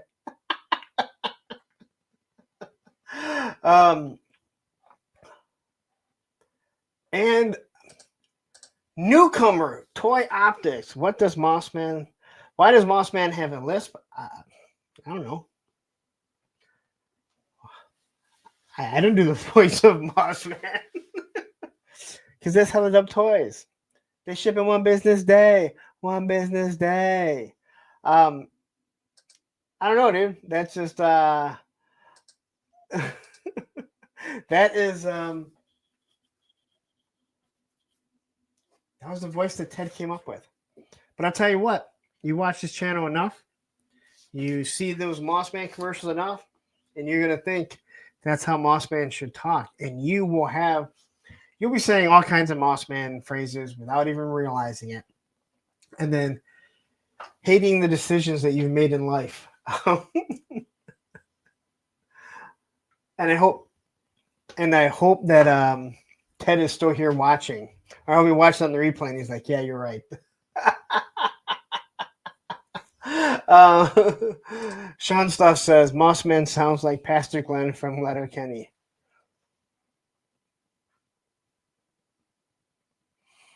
I'm trying to think of what Pastor Glenn sounds like.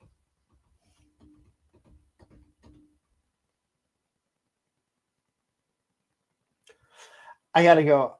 Okay, I gotta go. If you haven't watched Letterkenny, I don't think I've watched the last season. Letterkenny. When I started seeing clips of Letterkenny, I was like, "This is stupid. This isn't funny." And then somehow I started watching it, and then I realized how absolutely awesome Letterkenny is. So if you have not seen Letterkenny, it is on Hulu. It is. You gotta give it time though to understand what these guys are doing when they're all sitting around just talking, and why it's good. It is a lot of fucking fun. Hey, you guys, calm down, you two. All right, that's put you both in timeout. No fighting here. All right. Leave the fighting to Aaron the Toy Enhancers channel, okay? That's where fights are going to be. That's where fights need to be taken to. Take him to Toy Enhancers house, and we'll go from there. All right. On to our next set of slides that might come up. I don't know. They're going to come up for you, but they're not going to come up for me. And that is Mesco. I'm just going to act like I can see the slide right now, even though I can't. But right now, you should be seeing Mesco. Or not. Oh, look, I can see it here. It's still not up on my screen. All right, Mesco here. All right. So they dropped this Thor. I was never a Thor fan. But because of the movies, man, come on, guys. Seriously. God damn it. Can we all just get along? Didn't Rodney King ask if we could all just get along?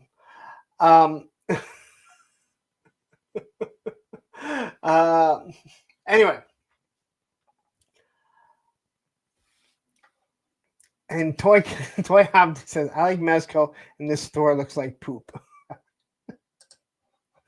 Can I say something? When you have little kids at one time in your life, why the hell is it so fucking funny when someone says it looks like poop? Like, you want to say it looks like shit, but anytime and I say it too. I say I say it too. For some odd reason, saying something looks like poop is just hilarious to me. But Spec, I'm going to disagree with you on this. I actually think this. I think this looks really good. And like I said, I was never a huge fan. I was never a fan of Thor until the movies came out, and then I started to like him and just understanding what Thor is. And I always liked, the Greek gods. I know he's not a Greek god. But I always like the whole God thing and everything. So, but I personally, I like this Thor as it does lean back into, earlier times and stuff like that. Again, I'm a big fan of the movies just because I like Chris Hemsworth here.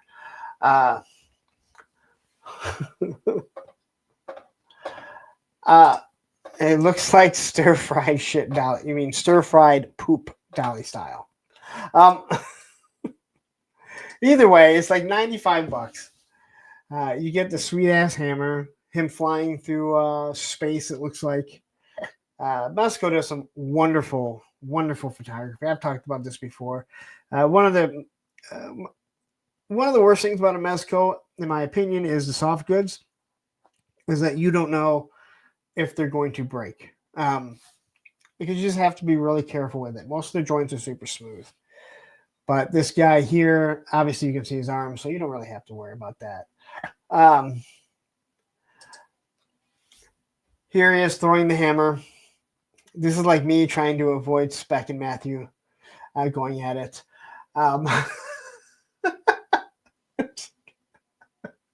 God damn, where's my other fucking moderator?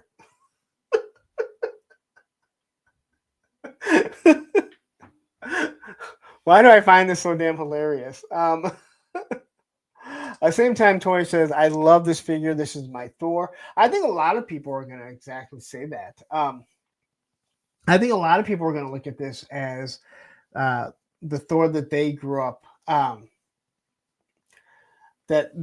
loving and everything. So, but yeah. So again, I like it. I think it's good. Clint Jorgensen says, if it wasn't for Adventures in Babysitting, I would never would have known who Thor was. Yeah, he was in that, wasn't he? He was also in the Incredible Hulk. And God, what? And it was on a guy. It was the dad that was on one of the Disney shows later on, who he was heavy set, and then he lost the weight and became muscular again. But he was like really muscular when he fought the Hawk, when he was on the Hawk show. So I thought it was actually pretty cool there. Wait a minute, I saw. Oh yeah, so Warren Chess is saying, "Love my Junkyard Joe from Mesco though, dude. I love that figure." When I do my top 10, it's probably gonna be on it. Toy Optics says, War Chest, Junkyard Joe is great. I just feel like you have to be very careful with his arms. Yeah, well, I feel like that about all the Mescos where you can't see, especially the ones with the thicker canvas style. If it has the elastic, the stretchy shit, you don't need to worry as much because it doesn't really bother it. But yeah, I'm with you. I love that Junkyard Joe though. Like I said, I watched JLS's Who is Junkyard Joe, and now I'm like, give me a few more characters. Give me a few more characters. I'm down for it. But anyway. Here is Thor. Again, I think this looks good. And again, if you're into Thor, if you're into like Marvel, especially classic stuff, this might just be for you. This might be your $95 definitive Thor. Never have to worry about it again, till another one comes along that you get.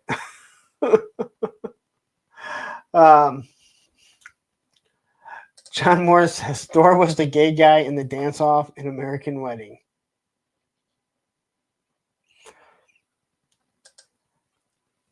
I don't know if I've seen American Wedding.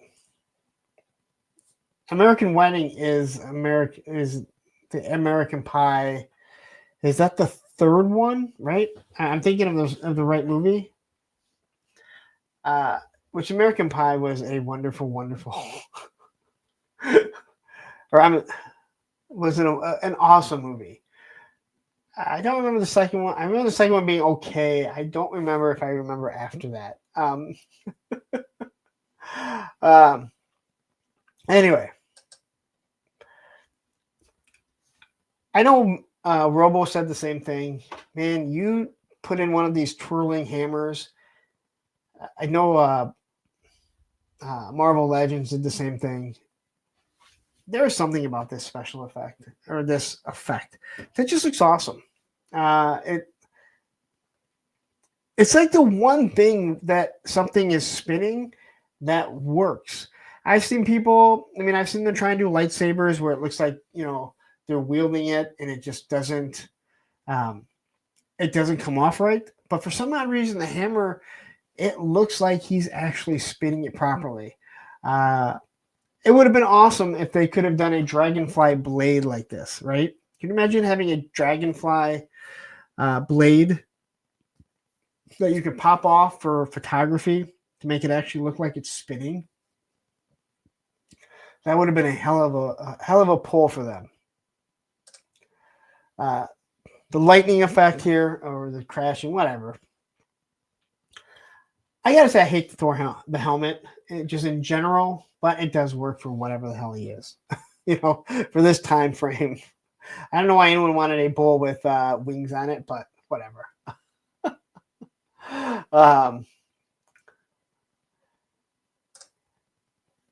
Yeah, I agree. And again, these are hoop dreams. These are hoop dreams that I would have loved to have had something like that, because as much as I love taking pictures of that thing, yeah. You know what? Matthew, I'm actually mad at myself. I'm actually mad at myself. That's what she said. It would have been. Look at this. We're playing together in the sandbox. All happy now. I like this. Like, I'm one to talk about playing nice with people. Anyway. Pictures look awesome. So again, if you want it, I believe this is $95. I'm not sure if you still have to be on the wait list, and I believe that you can get it through BBTS. Jay Solo Arts is jumping in. Sometimes it looks awesome. Sometimes it looks like translucent plastic garbage. Maybe. I can see what you're saying. I think this one looks awesome. I think it has to be done like in the right. I'm assuming you're talking about the spinning effect. I think it has to be done in the right. Like they all can't look like they're solid. It's kind of like when you see like a car driving and you can see what the rim looks like, but you can see that it's like slowly looks like it's moving due to the speed. And again, if they could do a dragonfly propeller like that, yeah, and in the spec, I'm with you. Like it'd be heavy, it'd be take up a lot of size, a lot of space, that's for sure. But just hoop dreams, just things that's like, I don't know. You got the thing up there. What is nice about that is that you can put it up against a wall and it doesn't take up all that much space. Lengthwise it does, but it doesn't stick out all that much. It doesn't stick out 3 feet. I think the Robo Skull is going to stick out way more. All right, so here's everything that he comes with. A couple different heads, a few different hands. Mesco still is doing. I love their stands. I still get so many people that ask me about the stands and the G.I. Joe videos and different things like that. I just use the Mesco stands for G.I. Joe and Cobra. Partly because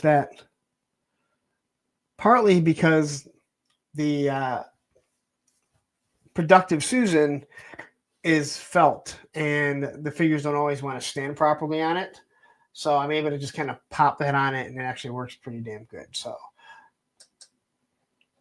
here's all the effects. And again, when you look at this hammer, again, it looks nice because it isn't all the exact same. You can tell the way they're making it look like it is actually spinning. So they put a lot of time into this. And again, it's something I cannot be, I don't think you'd be disappointed. The two different hammers, I'm not sure you needed two different hammers. Although it looks like you have a hammer, an actual hand to hold the, oh, that must be for the spinning one. Must be magnetized. That seem right? So, on to NECA. Take a quick drink here. If you haven't yet, please hit that like button. 75 people watching right now. Oops. 75 people watching right now. I'm not sure how many likes have been hit, but every single like, an angel gets their wings. That's not true. Probably every single like, another person goes to hell. But that's okay. All right. So Sesame Street, which from what I understand, this has been,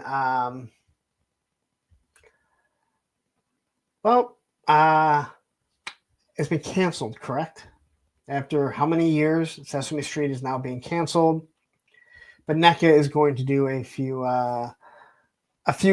figures. And let's be honest, they're going to be stick around.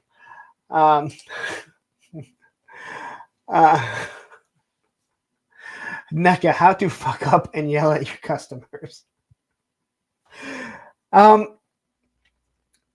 Let's be honest, there will be classes. I think there will be classes done that will that you'll have professors that use this as a way not to address your customers. Like talk about stepping in shit, and then stepping in another pile of shit right after that to try and, clean off that shoe. Because holy fuck, man! And if you don't know what we're talking about, and most of you were here a couple weeks ago when I talked about it, they sent out these letters about because they screwed up, wanting their stuff back, and it just got worse and worse. And then when you start hearing like one guy, that Mad Hatter knows. Mad Hatter talked about it, and he's like, this guy has sent emails. Hey, you didn't send me the barcode or the label to send it back. I want to send this back, and they won't respond to him. And then another guy, they sent it back, or there's an issue with it, and they replaced the figure. So, man, yeah, it's not how you treat your customers. You fucked up. You could politely ask for it back if they're not using it, but I'd be like, fuck you, dude. Like, fuck you. You're not getting this back. You fucked up months ago. That thing is long gone. And prove it. Just prove it. Matthew says they've quadrupled down so far. Matthew, I'm not sure if they're done. That's the problem. It's like there's one rogue employee that's like, oh, no, we need to send out another email. And there's got to be one person over there that's going, all right, guys, stop. Just stop, man. They asked for it back while making a threat. That's not really the best way to do it, right? Either you send this back or we're going to have to charge you and you won't be able to purchase anything. Like, wow. Like you didn't even try and do the one-up thing, right? People that when they one-up each other, you just went right to the extreme and you're like, whoa, wait a minute. And some of these people haven't even gotten theirs, and they've sent this letter out too. So anyway, on to better news from NECA. It's the Sesame Street, and say what you want. Bert and Ernie, I'd say, are pretty iconic. pretty iconic. And then you have, Beaker, and then you have the chef. I can't think of his name though. I know it's Chef something. And to me, I still love the Muppet Show at Disney.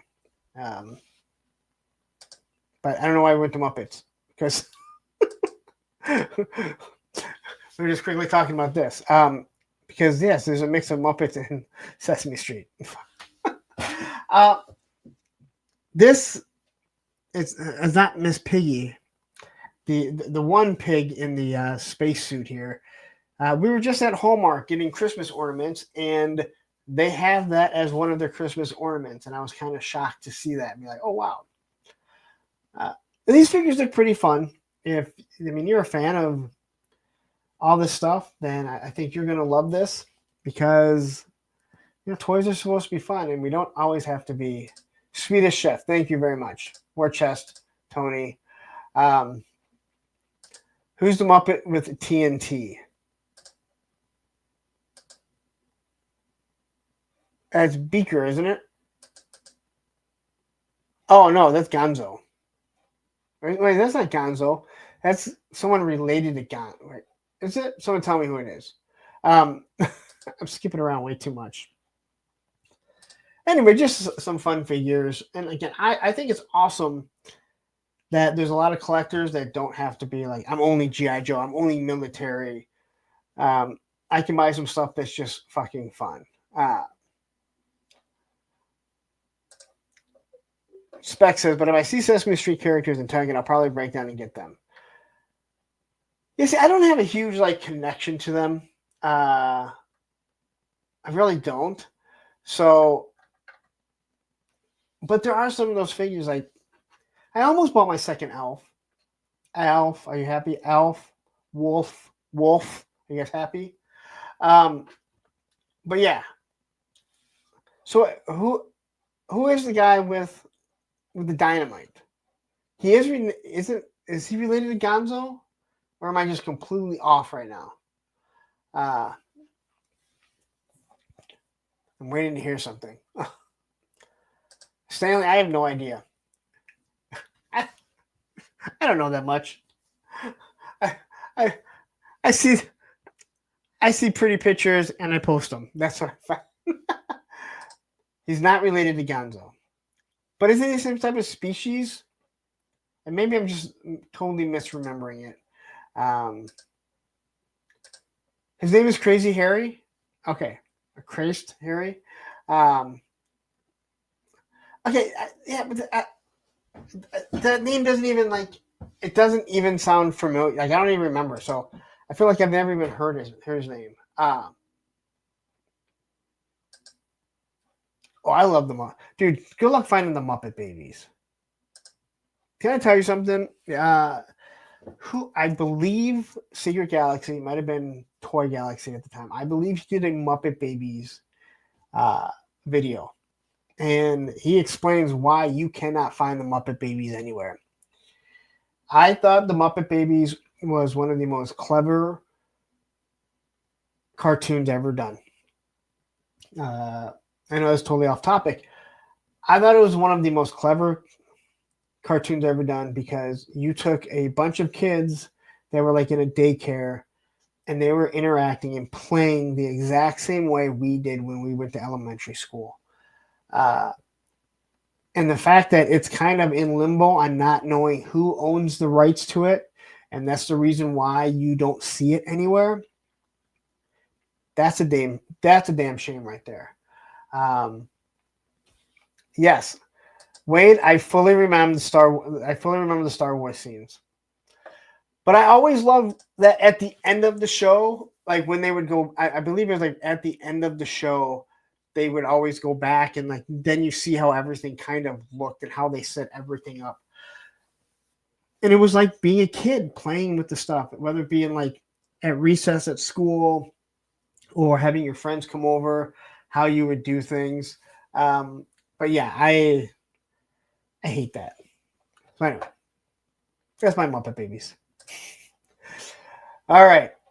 So here's some Ben Cooper, the Ben Cooper figures from NECA. And now we're getting to the superheroes. You know, Superman, Batman, Wonder Woman, Batgirl, Joker, which means maybe we'll get a G.I. Joe Ben Cooper, and I hope we do. I haven't bought any of these. Now, I love the idea of them. They're a little too pricey for what you get, in my opinion. But it's never stopped us from buying toys. I mean, price is just something else. But yeah, this is looking at these. I hope we're getting closer to getting, you know, that GI Joe costume. But Superman with a giant S is hilarious. Batman needing his name in the logo. Same with Batgirl. Joker, who just has his face on it, like Tiger Force Outback, is awesome. And then Wonder Woman. And again, you look at these things, and the fact that our parents basically bought us trash bags to wear. And if you wore it to school, that thing was coming back ripped. You pretty much got one good use out of it before it was torn somewhere. And let's be honest, there was almost always the tear by the time you made it to Halloween. And anyone that lives up in any colder parts of the country, myself, knows the hassle of trying to wear one of these things and either have a sweatshirt on underneath it or having a jacket over it, which you absolutely hated. But as if you didn't have something underneath it, it was so cold when the wind hit it. You were going to suffer because you were telling your parents, no, it's not that cold. It's not that cold. And those things were cold. 3-star says, I think Pop still has his Gene Simmons mask. And the best thing is, I think we all have our probably have scars all over our tongues from some odd reason trying to stick it through that little mouth hole, pretty much until we eventually would cut it. But I didn't think it really stopped any of us. But the fact that this is 21 through 25, so they have pumped these out. And then 26 through 30 with the Wolfman, Visible Man, Spooky Monster, Mutant. I don't know what the hell that is. Is that from Mars Attacks? And then just Clown, which is just creepy in itself. Just Clown. Just absolutely awful. And Pop is joining right now. I do. You can stick your tongue through it. Yes. And then you cut it. Woody says, yeah, when I was a kid, we always had to have a winter jacket on during Halloween, so my costumes were ripped by the third house. I can't speak for all of us in northern states. Halloween sucked. All right. Our costumes, we almost always had to have a fucking giant jacket to cover it.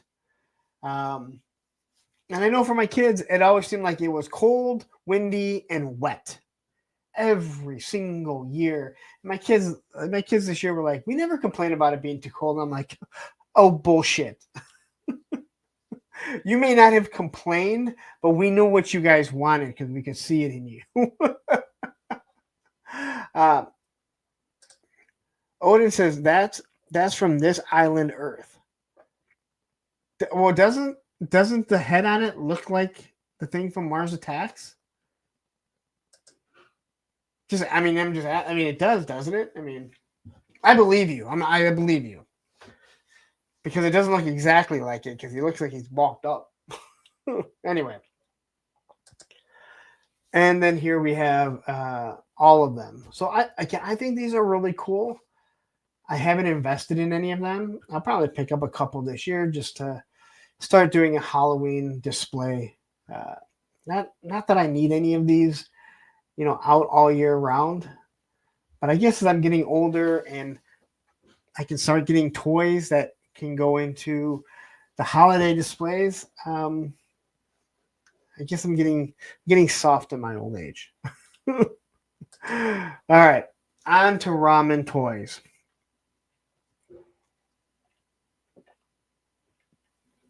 I feel if I say ramen 3 times, Ace will just magically show up.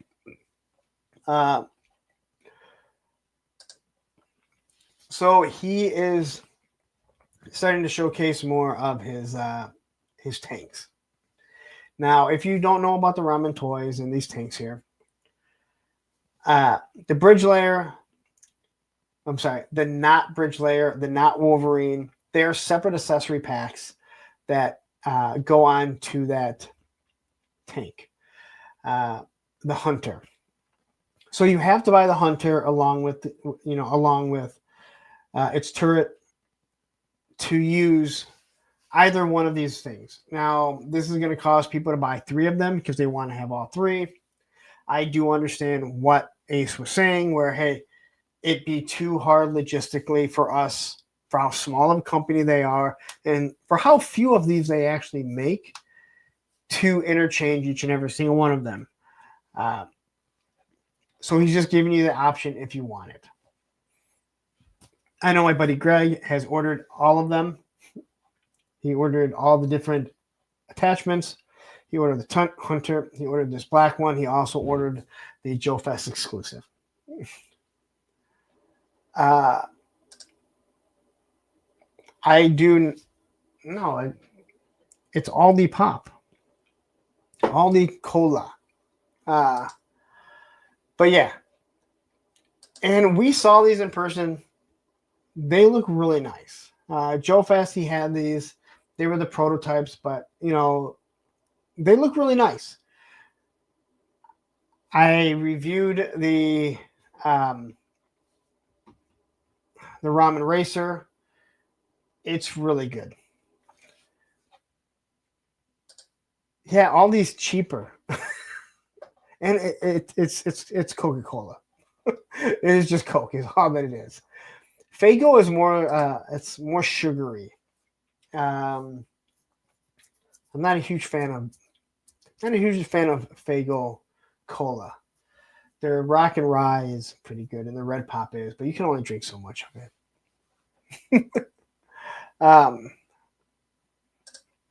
Do you think we'll sell them at Joe Fest if he comes back? He won't have them.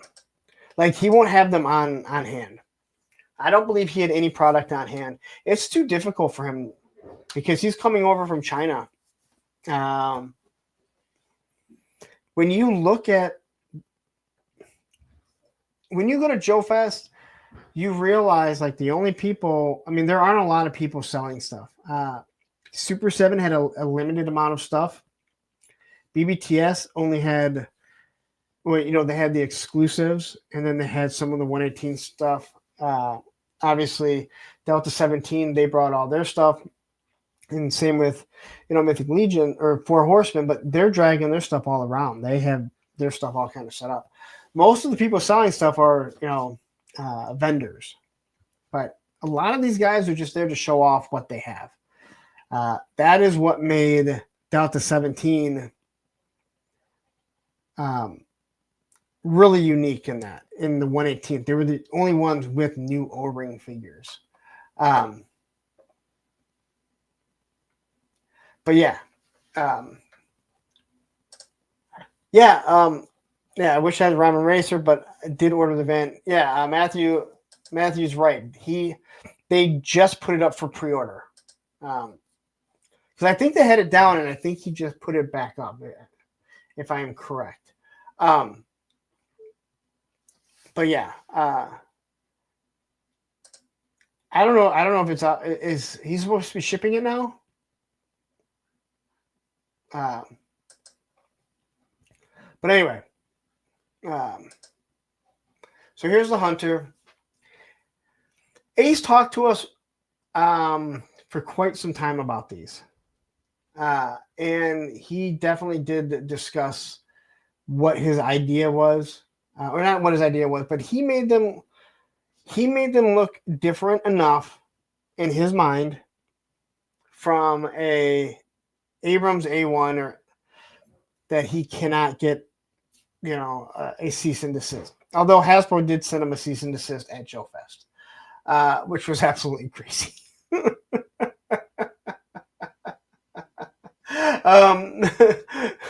He did talk about it. There's no way that Hasbro didn't do that on purpose. Because he showed. I mean, he was showing it all off. I know he was showing it all off. What can I say here? That's what she said. These will, like, when you take the turn off, it does hold two people underneath it, and you can get a figure up top. So I know a lot of people want a Mauler or a Mobat for the HasLab. It is going to be hard right now for the Joe team and Hasbro to justify that when I think he put these up for 180, and they're going to be trying selling it for, anywhere from 275 to 325.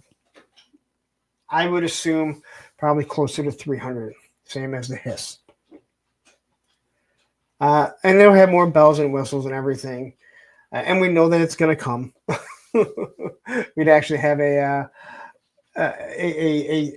more proper time. Now, the bridge layer, the not bridge layer. Let me just explain something. I don't know why everyone wants this, to be 100% honest. If you remember the bridge layer as a kid, it wasn't the greatest toy. I had it. I still have my original one, believe it or not.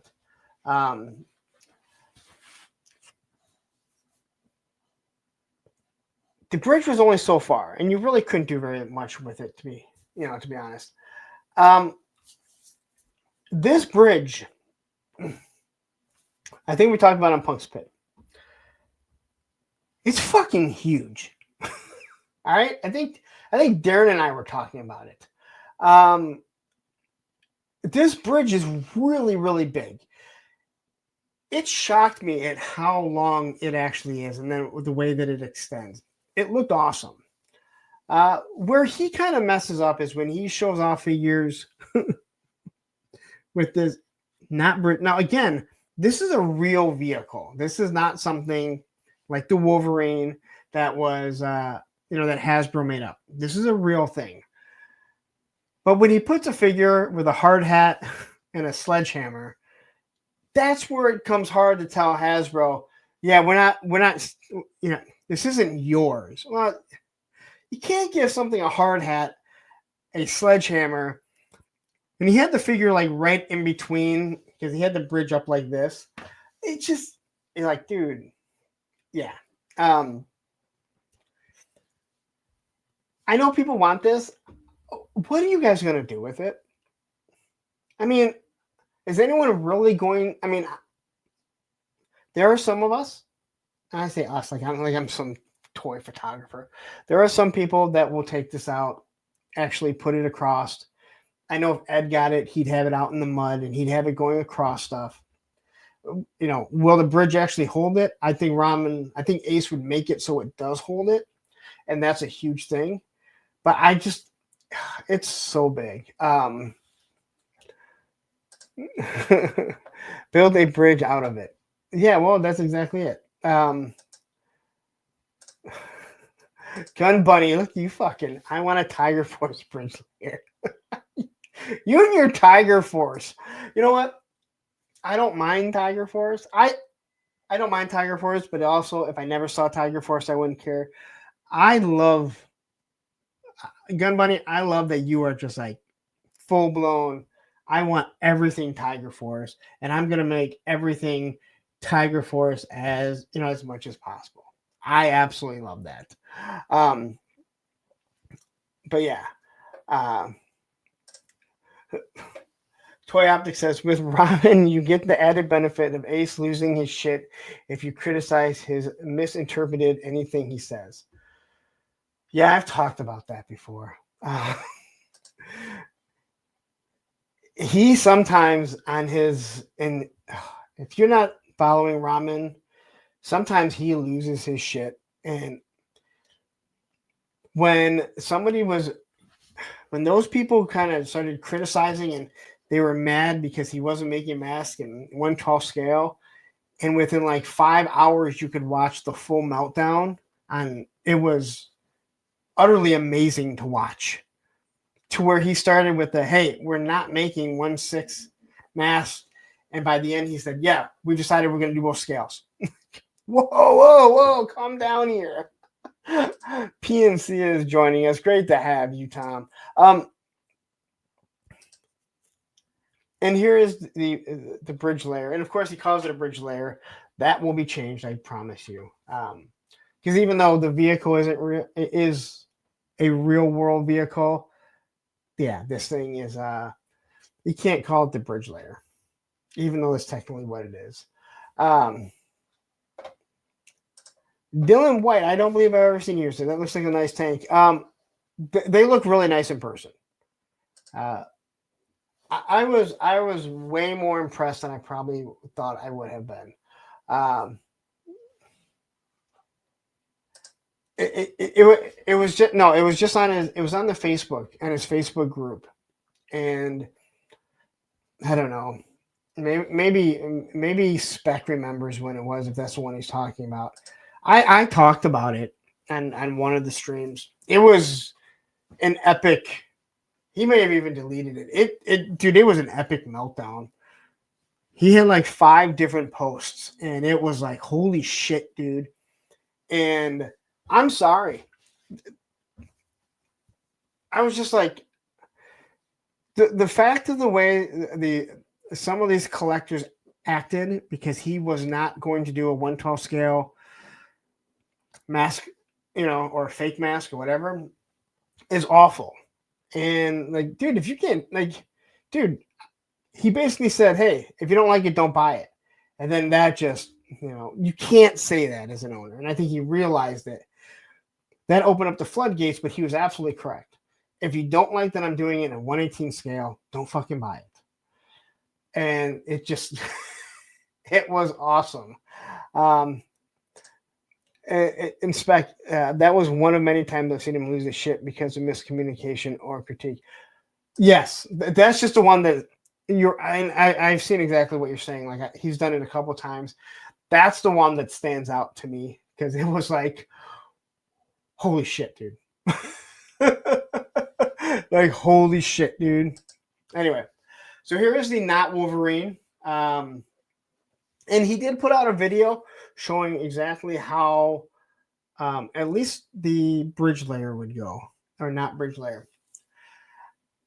Now you can obviously see, if you're familiar with the bridge layer, it has the bridge layer guns. So he could kind of get away with it, because he did change them up. They're not offset like the original bridge layer. They're the same, but they are dual cannons. The fact that this Wolverine holds, or Not Wolverine, has 2 seats is good. That it has the cover so they don't get blown up, and that you add the guns to it, you can probably get away a little bit easier with Hasbro not sending you a cease and desist. But he probably really should have went with, let's say, 16 missiles rather than just the 12, because that's way too close. But he was like very adamant, like when we were talking about it. No, it's not a Wolverine, not a Wolverine. So if you watch in any of the videos that were taken, we refer to it as Not Wolverine. So here's the phalanx. The blast effects look awesome. And I don't know if he got this from what Bobby Valla did with the Vanguard, with the blast coming out, the back blast coming out. But if you've seen anyone do the review on the Vanguard and those rockets are awesome. The blast effects on it are really cool. It's probably the best thing on the Vanguard. Just the way he did it, the way they look, it's awesome. So, and then here is this one. Now, I thought that this was kind of a harken back to what I think the Sears tank. But then someone said, no, this is from a video game. I forget what video game it is. Nothing to do with G.I. Joe. And they actually sent me a screenshot, and I believe it had like the same double cannon. It has like these laser blasts. This looks really good in person too. Not really what I was expecting, but this is not.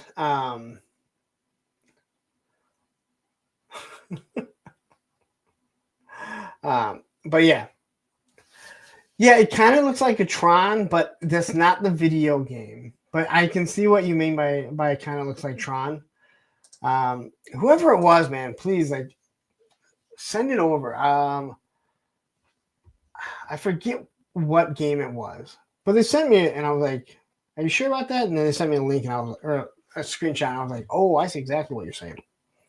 But this looks really good, and you put a couple Cobra figures in it, and now Cobra has a tank, right? I think it's a tank. I don't know. I'm scared to call anything a tank because I don't want to be talked down to by saying that something's a tank when it's not.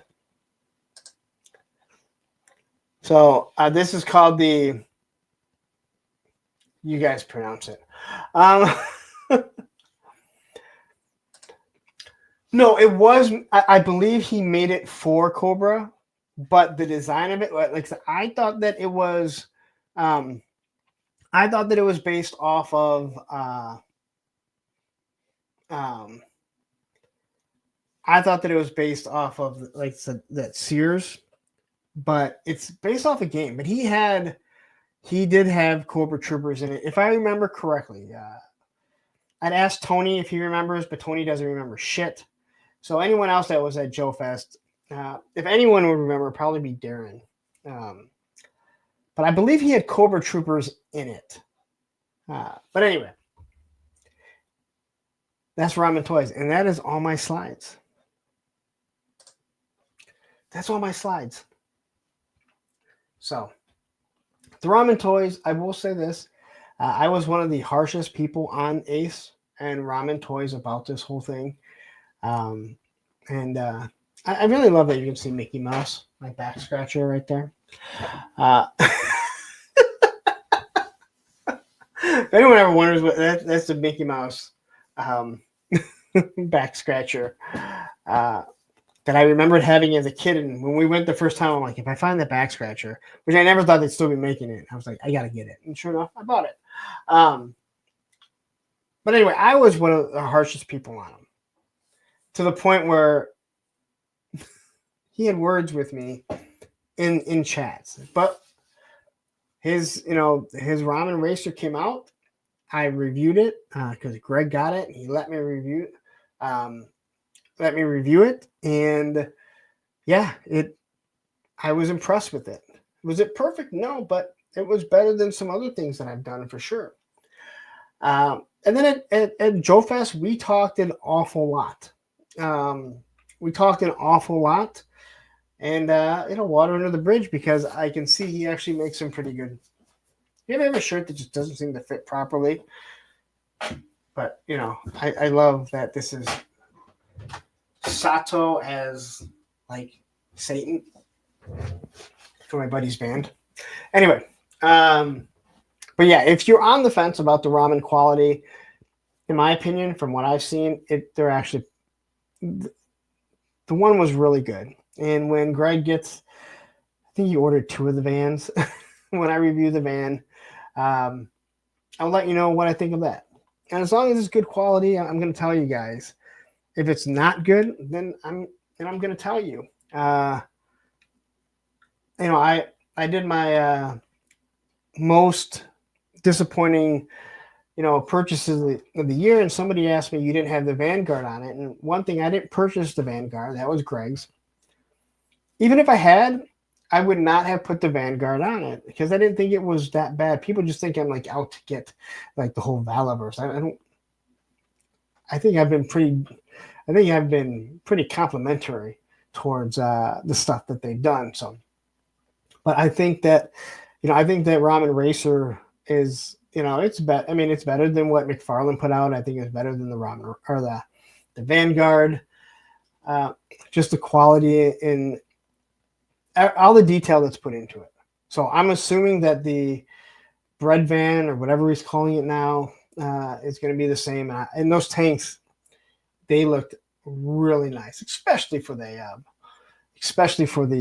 price. I mean, he does have a decent price. He's not making a lot of them, so I think that is why people have seen them shoot up in price. I believe those Ramman racers go for like, or we're going for like 500 on eBay, which is crazy to think of. Because then they came up again, and you can pre-order them because he's making more. I think he even told everyone he's going to be making more. So anyway, let's get to the topic. So anybody that has been, let's say, watching my videos and stuff, my reviews, knows that I did the Four Horsemen Figura Obscura Ghost of Christmas Past. And in that, I showed off the gift. Now, I was told later on. No, I'm not spoiling anything, Tony. I'm not going to show anything because I don't want anyone to get upset with me.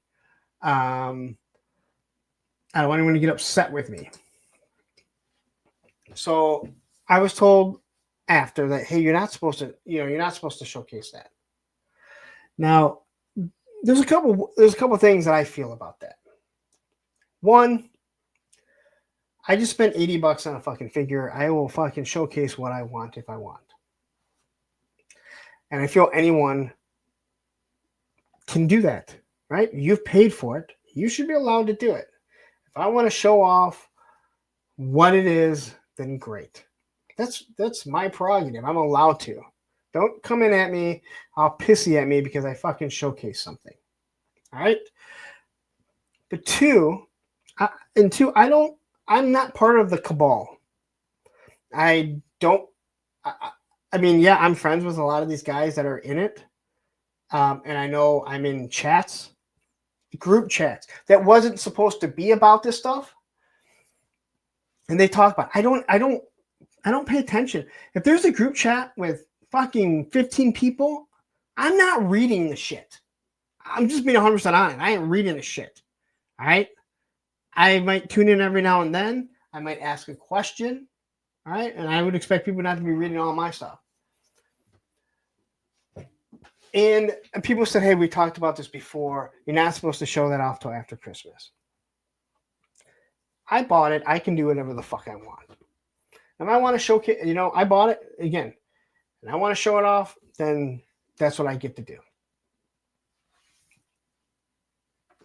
But here's the whole thing.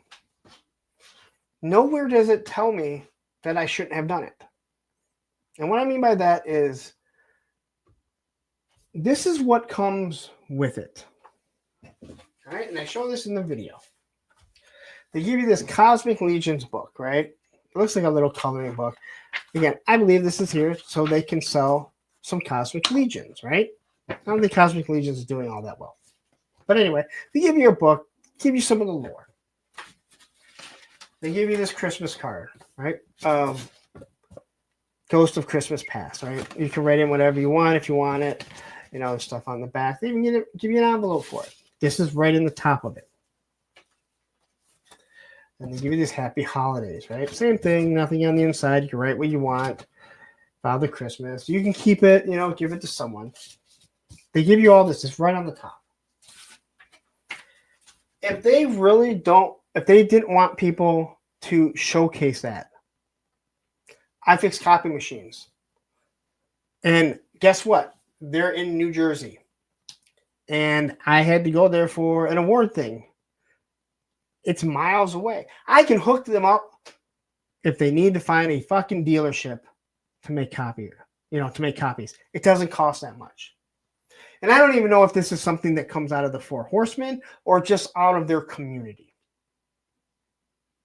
All right? I don't know if this just comes out of the community or what. But put something in there that says, hey, inside this, we give you a special gift. We ask that no one show it off till after Christmas. It's just a little something for you guys, but we like to keep it a surprise. There was nothing like that.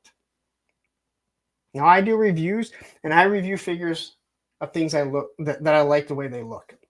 I don't care about lore. All right. I like G.I. Joe, and I like the lore of G.I. Joe and what I grew up on. That is why I know what it is. All right. I don't really care about the lore of Street Fighter, and I review them, or AWOC, and I review some of them. I can go on and on, right? Mythic Legions, Figura Obscura, stuff like that. I feel the exact same way. And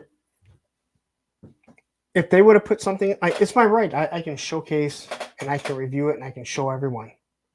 But if you would have put something in there, and this is why I say I don't even know if this is a Four Horsemen thing. I don't know how their community works. And frankly, I don't give a fuck. All right. And this is probably where I'm going to start pissing people off. I don't really give a fuck. All right. And that is because it's my right to do what I want. But if you would have put something inside of it that said, please don't show this, I wouldn't have done it because I don't feel like I'm this total dick. I mean, I could be a complete dick. But please put something in there and let people know that that aren't in your community, that don't follow your lore, not to do it. Now, if this is something else, is the cabal part of the Four Horsemen, or are these just people that took the lore and they think that they make it? I don't know. Allison, I'm a total fucking dick. But with some things, I think I can be kind of nice about. So I showed that off, and Matthew was actually the first person who said, you're not supposed to show that off. I don't know this.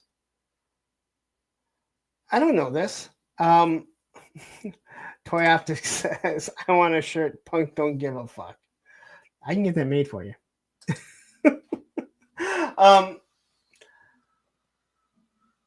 But I don't know if it's part of them. It's their group. The cabal is part of. I don't know if it's the Four Horsemen or what. Hey, Graph is showing up. But if you don't want people to showcase this, then put something in there. If this is another group that feels like, hey, we've taken control of this, well, then that's all great. But do they care? And it was in a black bag, and I just assumed, hey, this is for you. I didn't think it really mattered. But I upset some people. And now I want to get to the people that talk about, hey, you know what? Listen, people said, if you're going to review it, I really wish you'd get to know the lore. Once again, I don't care about the lore. I don't need to know the lore to review a good action figure. All right? And when you tell me shit like, you know what, you should really get to know it because we have this very special community. Well, fuck you and your special community. Because you know what? We all have special communities. The G.I. Joe people, we have special communities. I don't want you at fucking Joe Fest if you're not going to know the fucking community. How about that? How about you get to know our special community and how fucking great it is? Motu, they have special communities, I'm sure. Star Wars, right? Punk rockers, we all have fucking special communities. And don't sit there and come in with this pompous attitude thinking like we have something that's more special. You know what that is? That sounds like the fucking Valashills and how they think they're so much fucking better than everyone else. That is what I've heard from some of these fucking Mythic Legions, Four Horsemen, Cabal fucking people. They sound like fucking Valashills. It is nothing against the company or the product that they make, or else I wouldn't be buying it. But when you come over here and you're so pissy, rather than being like, hey, just so you know, and there were some people that stuck up for me, which is awesome. And I definitely appreciate that guys like Brick, Joe G, Oz, all stuck up saying he doesn't really know the community. He's not part of it. And to be honest, most of the people in the community aren't following him or his channel. He's putting it out to a broader, a broader base. And that's awesome. Like, I'm glad that they stuck up for me. And I don't need anyone to stick up for me. I think I've proven that. But it's nice that there are people that are willing to go on and living and say, hey, when certain people just won't fucking get off of it. All right. I don't have time for this shit. I mean, I think I've shown that numerous times. But again, I would never have done it if there would have been something in there. And to say, well, maybe they couldn't afford it. Well, they were able to give me all this other stuff. So they take the time. If that is something that is very important to them, then you put a letter in there just saying, hey, please don't do this. And then at that point, if you still go out and do it, it is your right. I would never say that it's not your right. You bought the product. You do whatever the hell you want with it. But then you can say, you know what, you were just a total dick about it. Because they specifically told you, don't tell me I need to watch this video. I need to be part of this community. Like, no. It doesn't work like that. But I'm more than happy to play nice with people. I mean, I think I've tried doing that over time. It doesn't seem to work all that well. And I understand. I understand who I am and how abrasive I can be towards people. But if someone wants something done like that, then just, and maybe this will change things. Because all I did was review a figure and I showed off a face. That's what it is. Now, that's not, don't watch my video if you don't want to know, if you want to be surprised. My moderator, Ed, said, I don't watch anyone's stuff because I know somebody might spoil the surprise. But I don't like people coming in and acting pompous. And it's multiple people acting like we're something special. You're not.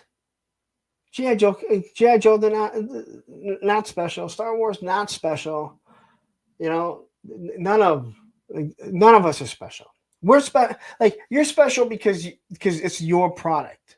Like it's what you collect, what you love. An easy, hey, just so you know, in the future, that thing there, they do that with all the Christmas stuff. That's supposed to wait till Christmas, and they would really like you to wait. I've been like, oh shit, dude, I am so sorry, I had no idea. And I wasn't like that towards Matthew because Matthew's like, dude, you were not supposed to do that. And I was like, well, fuck it, I don't care. But I didn't realize this was something that they did. And they can say, hey, we've talked about it before. I'm not paying attention to everything. But again, if it's something that's written right there, I go through all this, I show it all. Like I would have seen, oh, hey, look at this. It says there's something special in here. And I think it's great that they give you a little something extra to say, hey, you know what? Thank you for being a fan. This is just a little bit extra. Don't get me wrong. I even say it in the video. They give you something extra. So you say, this head sculpt is really cool. I need to buy another figure. None of us are stupid. Like, let's be honest. None of us are stupid. We know that's exactly what they do. Expected. Hey, everyone is always complaining. G.I. Joe collectors are awful. I mean, believe me. The fact that I'm sitting here, even like defending them is a whole nother thing. Saying that we are a special community, and we are. We're special to ourselves, not to anyone else. No one gives a shit. There's so many people that hate fucking G.I. Joe. Why? I don't know. But they do. Transform. Everyone has special communities. And they all do special stuff. But I just can't deal with the pompousness.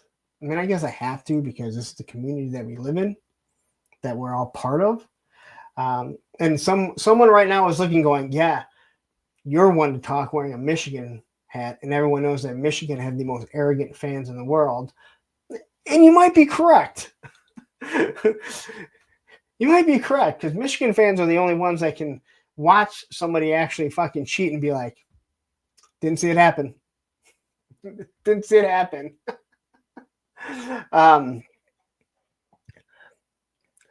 Odin01 says, I'm not in the Legion's community, but I watch Dark Layers and other reviewers, and I don't think I heard them mention waiting till Christmas.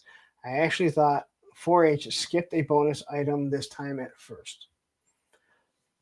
And I don't watch. I only know the name Dork Layer. I've never watched any of his stuff, so I have no idea. I didn't even know it was a YouTuber. I've just heard the name before. So, like, I'm not looking for that. I don't really care about the lore of this guy, of anything with the AWOC. And I'm glad that they do it. All right. And Brick and Adam, they can talk the lore, and I'm glad people want to learn. And I think it's great for Sparrow Toys and all of those guys. I don't care. I want awesome looking figures. Some things, yes.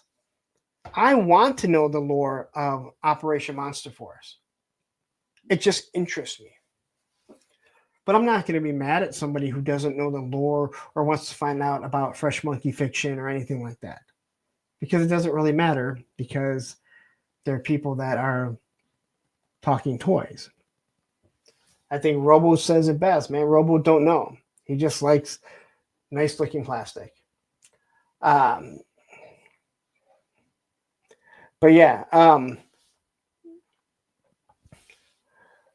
not sure what this is.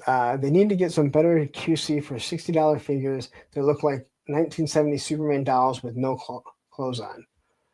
I don't know what you're talking about.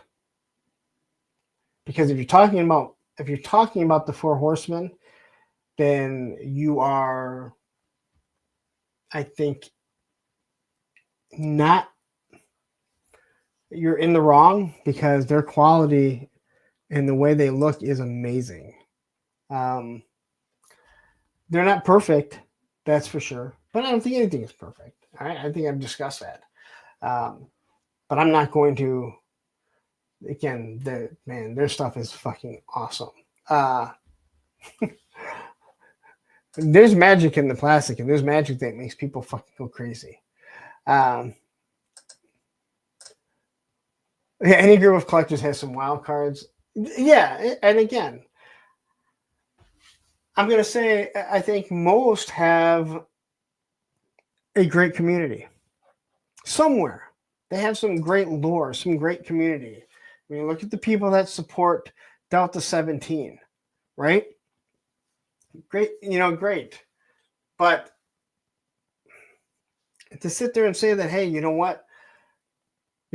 Our community is just so amazing, and like, why is it any better than any other community that people are part of? There's just some things that really set me. Again, these are the types of things that make me go, oh, fuck you. I'm going to show off every single fucking black bag that I see, to the point that fucking Four Horsemen won't send me shit. But I also understand that, hey, this is something that I didn't realize. So, was my post about it? Was my post on Instagram telling if you're going to be a crybaby not to watch it a little passive aggressive? No, I'd say it was pretty just fucking aggressive, just in general. I'll say it again. Travis Moody, he is passive aggressive. I would rather just be pure fucking aggressive for the most part.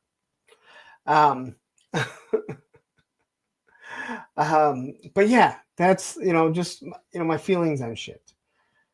And again, if there would have been something on top of all this other stuff, and again, they give you all this stuff that just said, hey, you know what? They gave you something special in there. It's in a black bag. Please don't open it to Christmas, or at least don't show it off to Christmas. Let others be surprised. Then I wouldn't have. I would have been like, well, that's actually pretty cool. I am doing my opening, as I always do, and I thought, oh, wow, this is pretty cool. They gave us something. I didn't realize that everyone was waiting to open it or be surprised. All right? And I'm not going to apologize because I didn't do anything wrong. Again, I bought the figure. This wasn't sent to me, and they said, hey, we're going to send this to you, but you can't show that off. And I went, hey, fuck you, I'm going to do it anyway. You know, that's a true dickhead move. Also, they're never going to send me anything. I don't really ask for anyone. Allison says she hates surprises. Well, good. You won't be surprised if you ordered the Ghost of Christmas Past. And you should have. It's a female figure, and you love female figures, so you should have ordered it.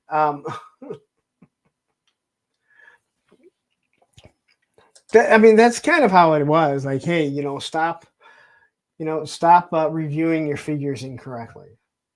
That's my favorite thing, when I review them wrong. Like, how can I review anything wrong? It's just my opinion.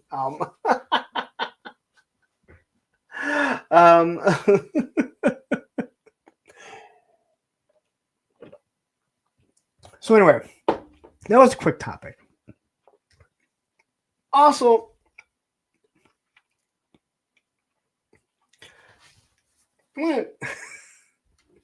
some of the comments that I've gotten on my latest video, my most disappointing of the year.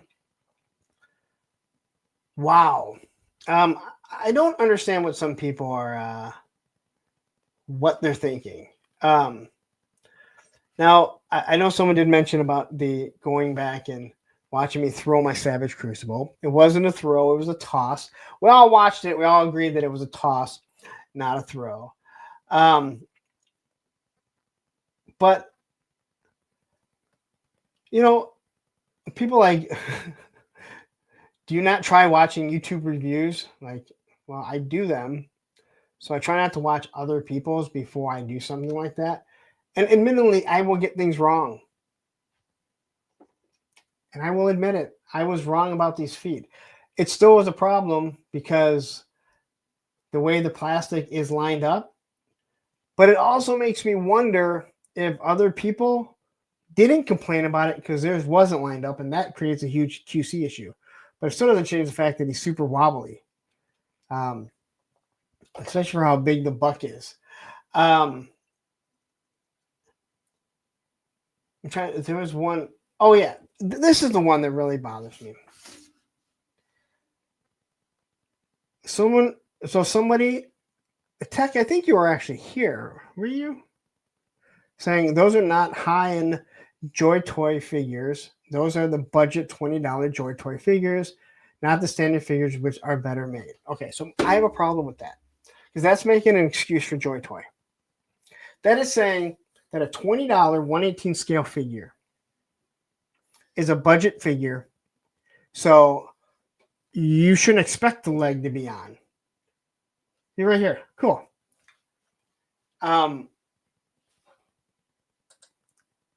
I have a problem with that.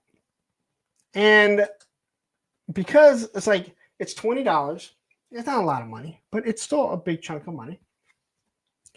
And whether it's a budget figure or not, a budget figure shouldn't be made worse.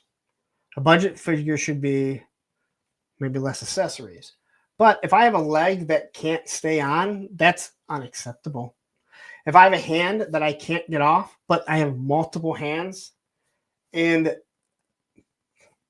the figure without the leg, there was at least 3 people that said they had the exact same problem with that figure.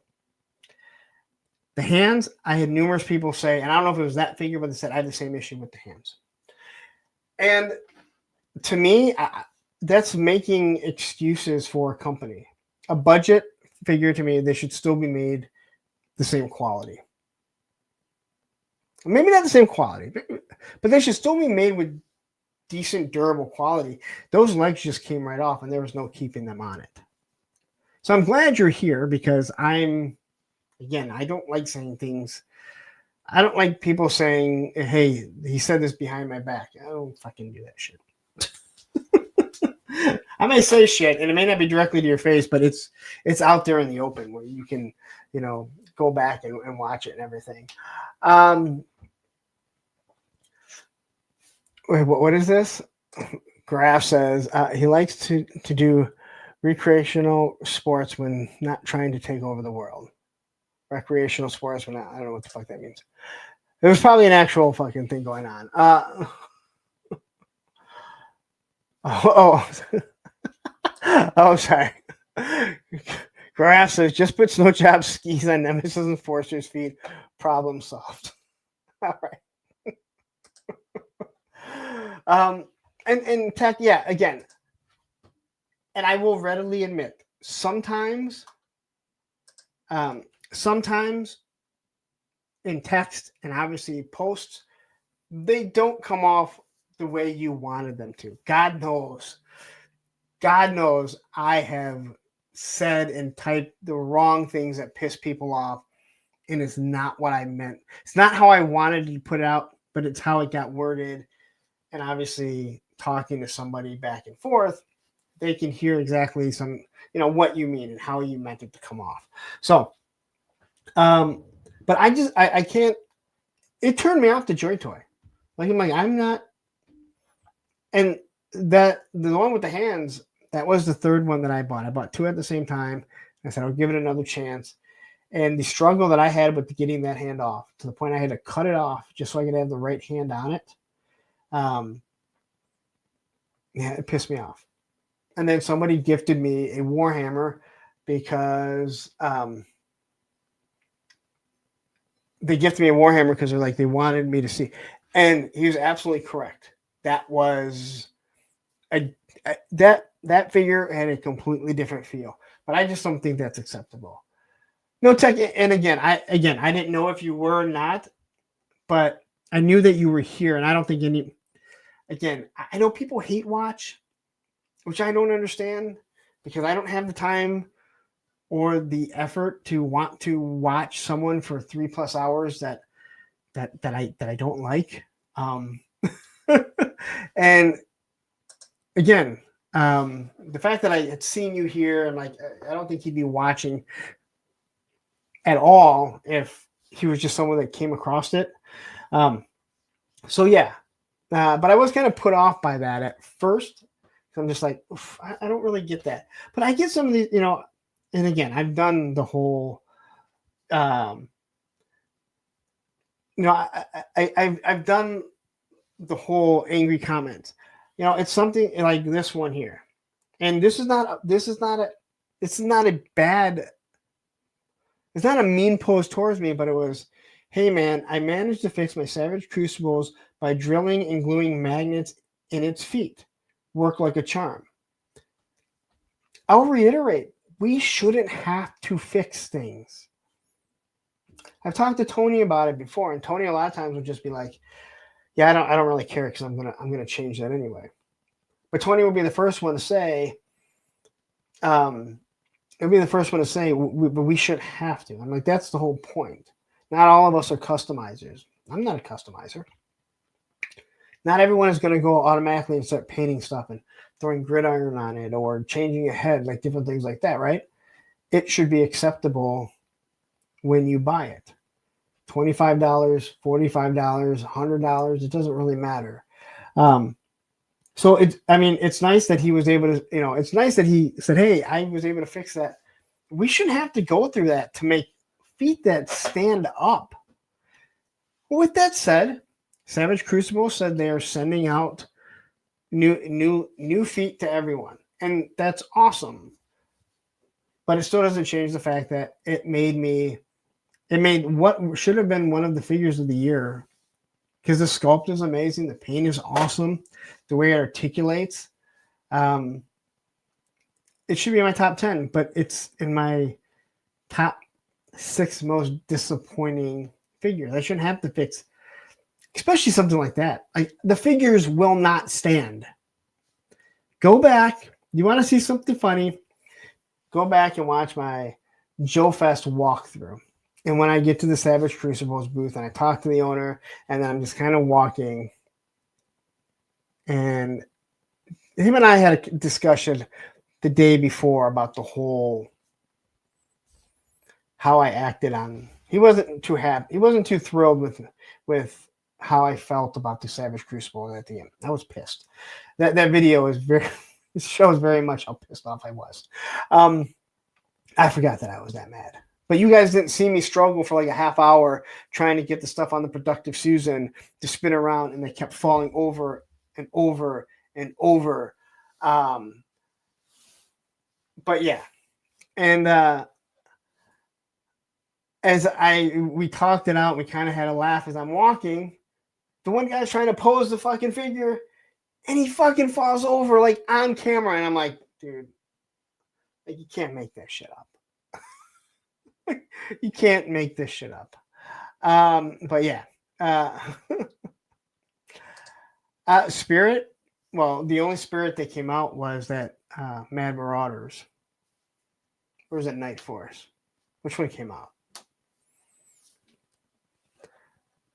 You're talking about the rating. I didn't give him a 10. I gave him a 7.5. That's still a pretty good percentage. I know, 75%.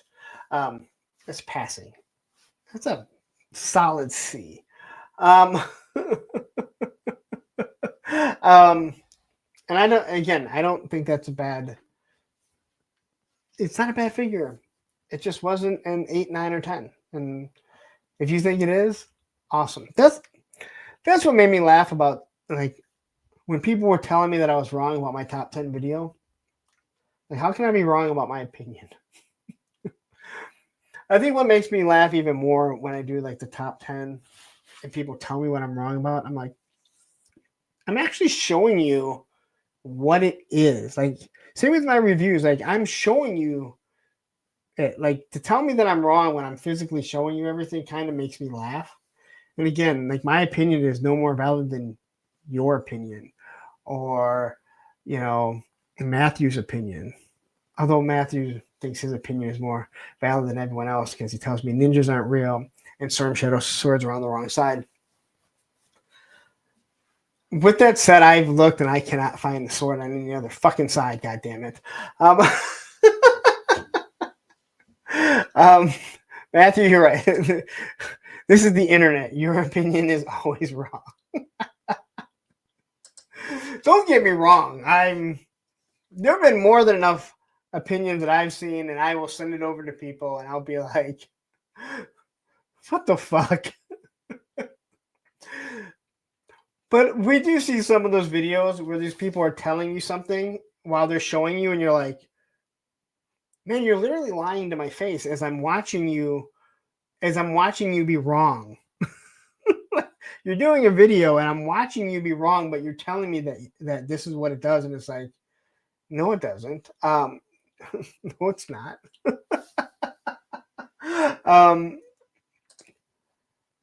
Yeah, you got Duke right. I know how that hurt you. It's funny because like Tony and I talked about it. We were talking about this, and he goes, "You even like you didn't like Duke. Like I didn't like Duke or Beachhead growing up. I hated Raptor, right? And I thought Road Pig from the first time we saw him in the classified was going to look like shit. And all 4 of those were in my top 10. And all 4 of them were in the top 5.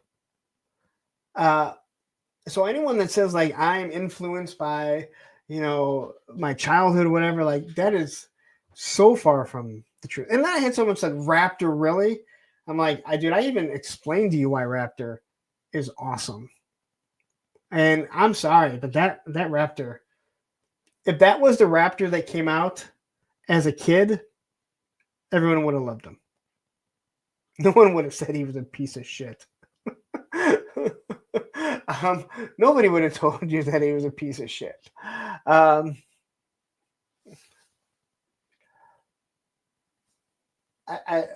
No, Tripwire, your stuff's going through. I can see him. I think Matthew's just fucking with you.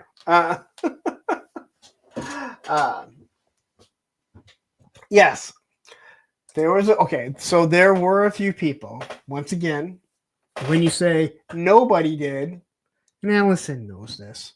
Allison, just go use my link and order some more Amazon stuff for me, please. I had someone that was mad.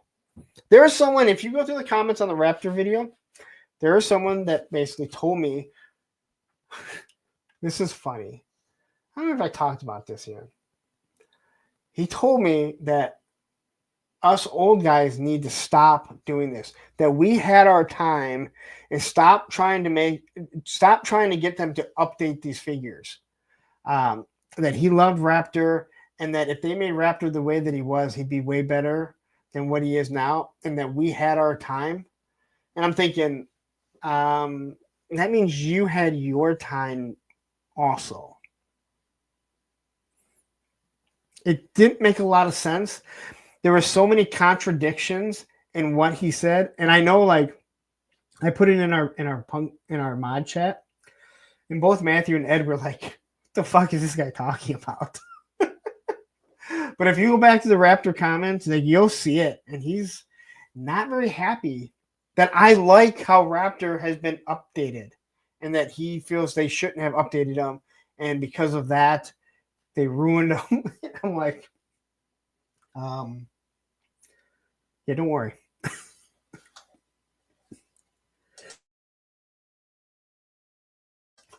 I'm thinking, don't worry. If they ever do it on a retro card, they'll give him that really shitty. God, Raptor was an awful fucking figure. His hand sticking through his little feathers. Like, oh God. What is this? Larry, just go wander off in the pasture, old man. It was just. Yeah, see, look at this. Now Tech and I are on the same page. And again, I don't want anyone to go read it and attack the guy, but go read it and just try and understand what he's talking about. It might not have been on the Raptor video. It was either on the Raptor video or it was on the top 10 video. So don't go to the Raptor video and look for it and be like, it's not there. It might be on the top 10 video. But he was not thrilled about it. And I was just like, I don't even know what to say. Like, you've contradicted yourself so many times here. And hey, if you liked him as a kid, you liked the O-ring version, awesome. But this one is way better. And I think it shows because, very few people complained about it. And again, if you loved it and that's what you wanted, but I also don't think that we have to have the exact same figures. That's what I said. And he said something about that, like, you guys had your time. I'm like, well, so did you. It's time to update these figures. It hasn't happened yet, but continuing to remake the O-rings, I believe that it will eventually get old. And if they don't make some updates, I think it's going to hurt the line, and who knows how long it'll be around. And I think with this Energon universe, who Energon clearly wants to use the classified, I think we're going to see, hopefully we'll see the classified start to being the Energon, that Energon universe. That way, they might design a figure, create a character, and then, Lenny's like, that's an awesome figure. We need to create that character and put him in the classified. And obviously, they're going to do the same thing. So,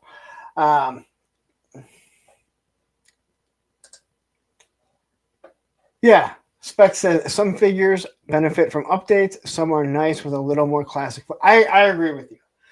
And my thing is, I don't mind. Again, it doesn't bother me. I like leatherneck looking classic. I like the classic looking Beachhead. Even though I didn't like Beachhead, I've grown to really like Beachhead. I like it, but I also understand, like, hey, there comes a time to update it. Maybe it's time to update Stalker with the new digital, or I don't even think they're using digital camo anymore, but maybe a new style camo, right? A new outfit, but that it's Stalker, but it's like, hey, this is what a Ranger looks like today. The same with all these figures, you know. But again, they tried doing that. They tried updating them, and people cried about it. So they course corrected, and it was probably the smart thing. Matthew says, you like Larry Neck? Of course you do. He's your height. I'm never going to live that one down. That picture that got posted, it was at least on the G.I. Joe Classified community on Facebook, where someone posted Leatherneck with Bazooka, Gung Ho, Sergeant Slaughter. He's clearly shorter. And someone actually tagged me and said, they really did model this after you. It's like, God damn it. And that is a little disappointing because I always think of Leatherneck as being bigger. So some of these bucks, I mean, again, I like having different size figures because we're not all the same height. Anyone that saw me at Joe Fest or saw pictures from Joe Fest knows that, yeah. But yeah, it's one of those. But anyway, there you go. That is 3+ hours. I have to work in the morning, and then I have to come home and work on that thing because I waited way too long for that. Like over 2.5 years. And I had to wait like a week while it was stuck in Utah. And look at this. Joining extremely late. Black Knight. All right, Tony, I see what you're saying. So on the thumbnail, I spelled Knight N-I-T-E. And he has it N-I-J or N-I-G-H-T. On Instagram, you spell it N-I-T-E. That is why I put Black Knight there. Aaron is going to be my guest on Thursday with a friend this Thursday. Where if you go over to his store right now, Hella Dope Toys, and you use my code APWT, that's short for A Punk with Toys, if you didn't know, you get 10% off your entire order. That's in stock or pre-orders. And if you order right now, he might even start packing it so it can go out tomorrow morning because they ship in one business day. And then the Columbus post office holds it for like 2 weeks. But that's not on them. Just like this thing here being stuck at fucking FedEx in Utah for 5 fucking days for no reason. Don't get me mad on them. But I am excited. If I was less of a host, I would have canceled today's show so I could have worked on that because, man, that thing looks awesome. All the pictures that I saw, Joe Fest. Oh my God. I said that if, yes, you are very late. You are very late. Are you saying blood pressure? Like blood pressure? Like be careful?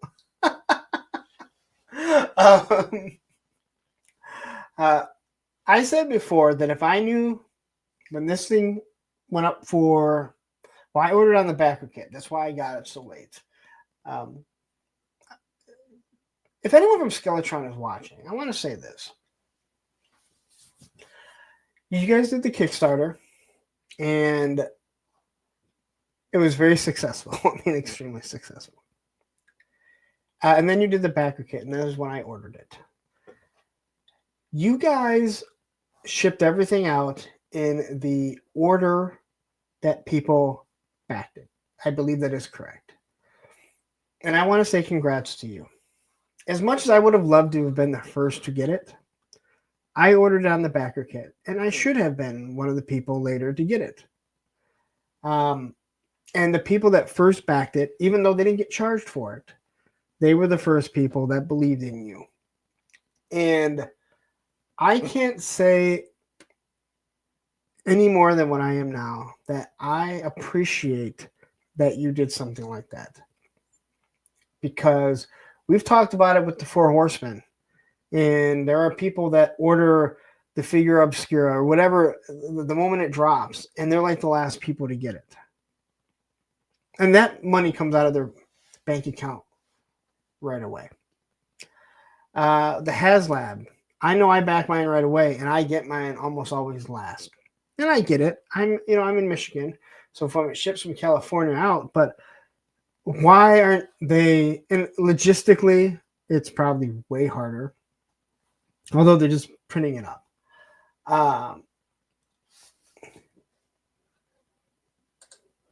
Well, yeah, because backer kit, like as a backer kit, if I remember correctly, I got charged right away because it was already in that, right? But yes, no, and again, and that is why I would love to have been first to get it, but I waited to back it, and again, maybe I didn't say it properly. I think you did it the right way. That first person to bag it. Second, that's the order they should have been shipped out. No, it doesn't do any good that if they shipped out of Utah, from what I can tell, or whatever. If they ship out of Utah and, you ship out 300 the first day and 300 lives, 10 miles away, he's going to get it before somebody in, New York that maybe was the first backer. But the fact that you shipped them all out in order, I commend you for doing that. I would assume it was a logistical nightmare. But everything, I already have the stand open.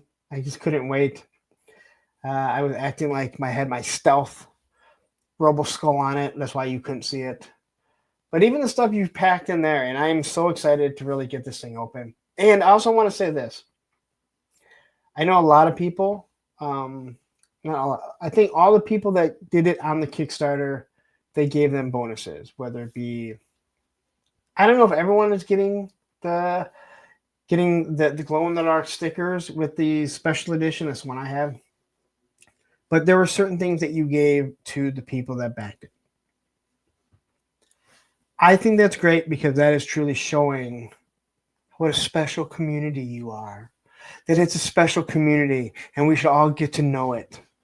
No, again, God, I'm a dick. I'm a fucking dick. But to me, it means a lot. Scratch and stiff Snickers would have been cool. What would a Robo Skull smell like?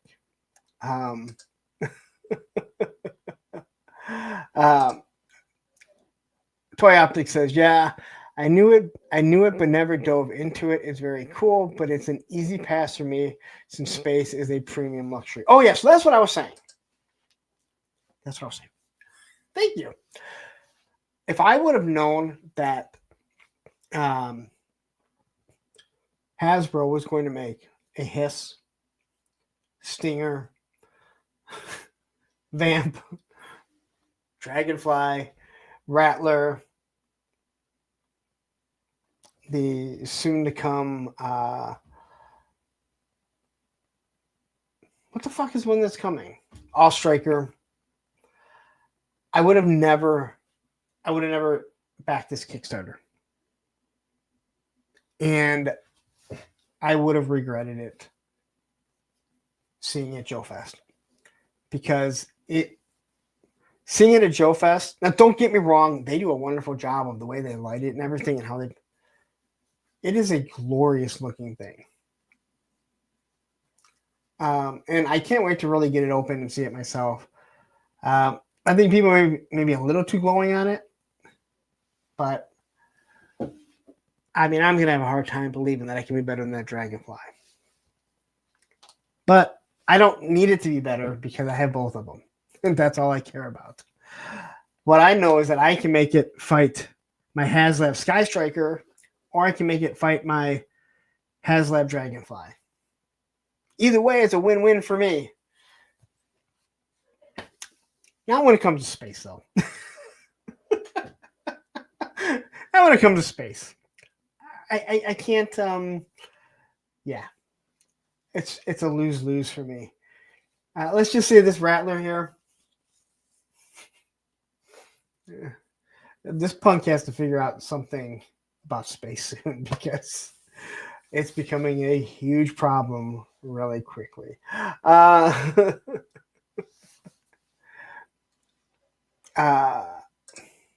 you talking about the Roboskull? I think the Roboskull is up, but not the special edition, if that's what you're talking about. The standard edition is up for sale, as are the pre-orders for the 6-inch figures. Yeah, I did order the Wolf Trooper. I'm waiting for that. Yeah. So I ordered the special edition, and I mean, I'll talk about it as I'm. I'll talk about it as I'm doing the review. But since there's 53 people here, I ordered the special edition because I knew that it was going to be the only time they were going to do it, and I was like, if that's the one that will be worth money, because they said they're going to continue to make Roboskull. They want them. They didn't want this to be a one-off, and it looks like it's not going to be a one-off. But they, I bought the special edition because I was like, if I decide to sell it, it's going to be the one that's worth more money. I actually think the normal one looks better, but when you're spending that much money and you're not really sure about it, because I had no connection to it. I actually see the original Roboskull, and I think it looks like a big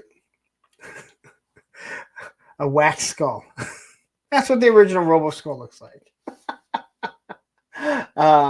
But yeah. Tripwire says, you guys are killing me with the dragonflies. I knew I should have kept my backing on it.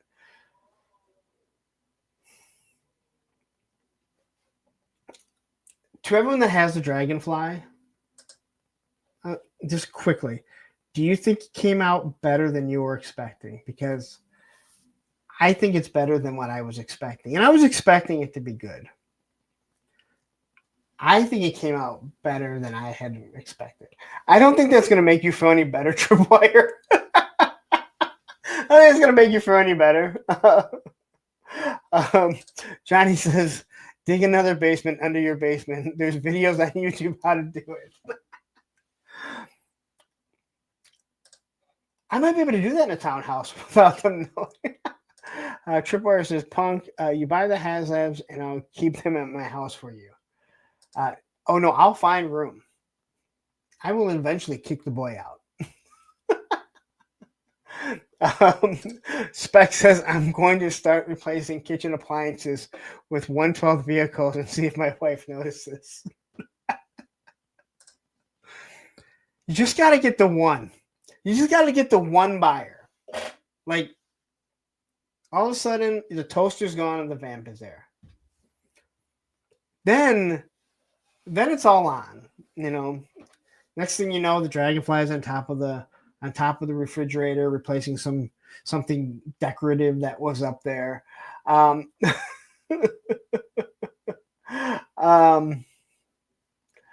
yeah,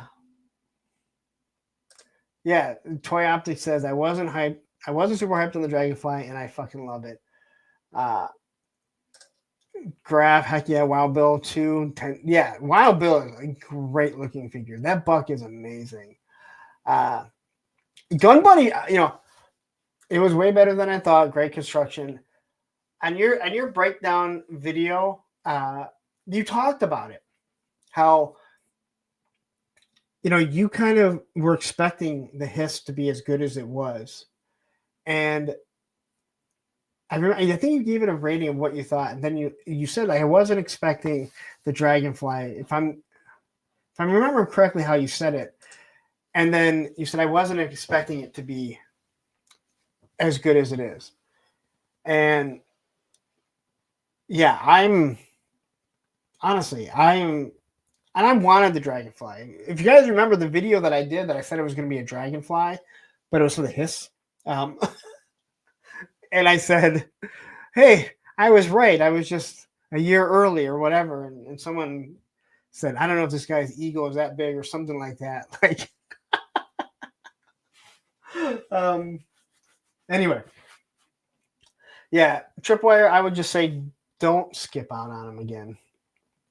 because eventually you're going to break down and you're probably going to buy it aftermarket. And I mean don't skip on them if you have the money. If you don't have the money,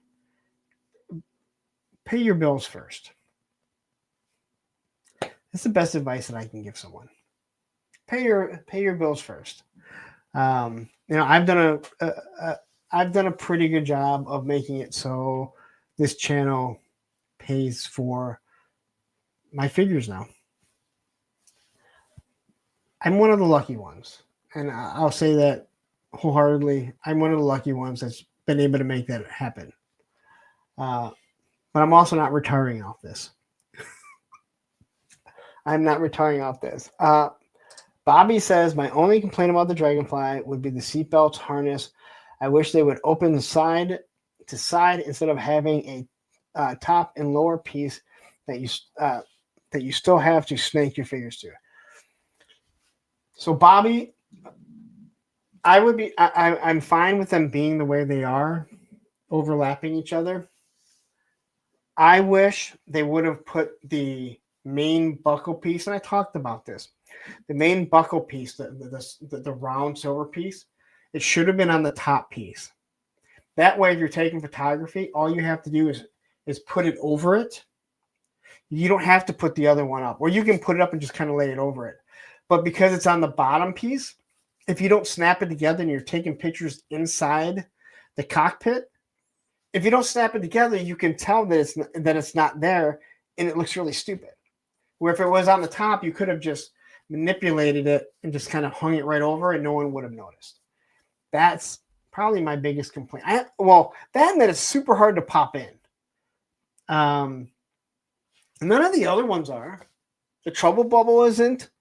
The Hiss isn't. So I don't know. I don't. That one is just, it's a pain in the ass. Stanley says, after Hiss, Dragonfly, and Rattler, top 3 vehicles, I may just buy one Joe Lab after this based on the figure offering.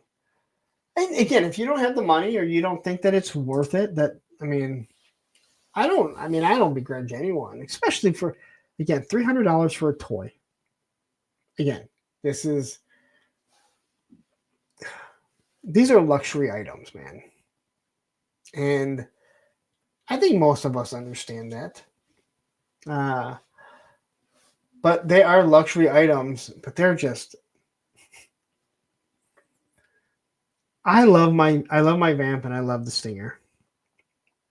But when you put it compared to the Hiss and the quality and what comes, and I'm not talking about the 4 figures, it's not even comparable. And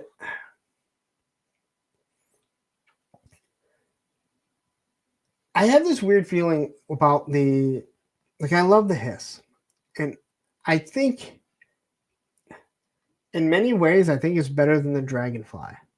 The way the lights light up, although the lights in the cockpit of the Dragonfly are awesome. But, the back piece, the way that it lights up, the way you can do photography, if you do that, treads moving, different things that you can change, the canopy, and even the whole cockpit. But there is something extremely special about the Dragonfly, and I think it's because it is mounted up in the air, that it just allows you to do so much. And if you actually said to me which one is better, I would probably say the Hiss is better than the Dragonfly. But if you ask me which one is more special, I'd say the Dragonfly. And I have a feeling the Rattler is just going to be a little bit more special than that. But who the hell doesn't love an A10 with a big giant Gatling gun on the front? Profit Director says, of course a Hiss is better. It's my design. No, the Vamp is pretty much exactly what it's supposed to be. It is supposed to be undersized. Remember, it's just a 2-seater Jeep. The original Vamp is actually fairly small. I wouldn't want the Vamp to be any bigger. They put the bigger wheels on it. in my opinion. And with space being what space is, then they give you the Stinger, and you can get a Vamp Mark II, and they'll probably get some exclusives, that give you, that Sears exclusive version or the Dreadnought version. I would be fine with them ending it with the Vamp Mark II. I don't need that anymore, but we know they're probably going to give it to us. With the All Striker, you need to already start looking at the Desert version, because they're going to do stuff. But okay, I'm really going to leave this time, because now I've given you an extra half hour. 3.5 hours. Some of us have to go to work tomorrow, but you guys just keep on talking. Look at that. Look how bald that is, man. Like, no one told me. That's why I shaved my head, but it gets cold here in Michigan. Big block M. All right, guys. I'm not doing 4 hours. I have to work in the morning, Johnny. Unlike you, who's probably sitting there working right now watching me. I hope you don't kill your battery.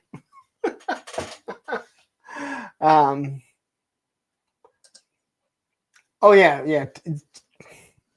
I told Tony, just back it. Just back it. No. I don't have room. Boom. Then he's like, yeah. All right, but I'm going to get out of here. Thank you guys all for joining me for 3.5 hours. Thank you to Wraith Mace and Tony's Figs for donating memberships to 2 lucky people. It's definitely appreciated. We will do another Punk's Pit the first Friday of, I want to say the first Friday of January, but let me see. Let me see how that week is going. I said Punk's Pit will be the first Friday of every month, and I think I screwed up the first 2 months of doing it like that. So, all right, guys, I am out of here. Thank you very much. I will see you guys all this Thursday for Thursday with a Friend. But don't forget, tomorrow. Actually, I'm only going to call one out. I don't know if my other mod is doing anything. I don't think he's still here. Matthew Matson, Pop Blender, 10 p.m. over on Pop Blenders. They do the special blend. Or maybe it's called the blend. I know, something like that. They're their special. No, Matthew, it was supposed to be the first Friday, but I'm not good at stuff. So I'm getting out of here. I'm going to keep talking. Take care.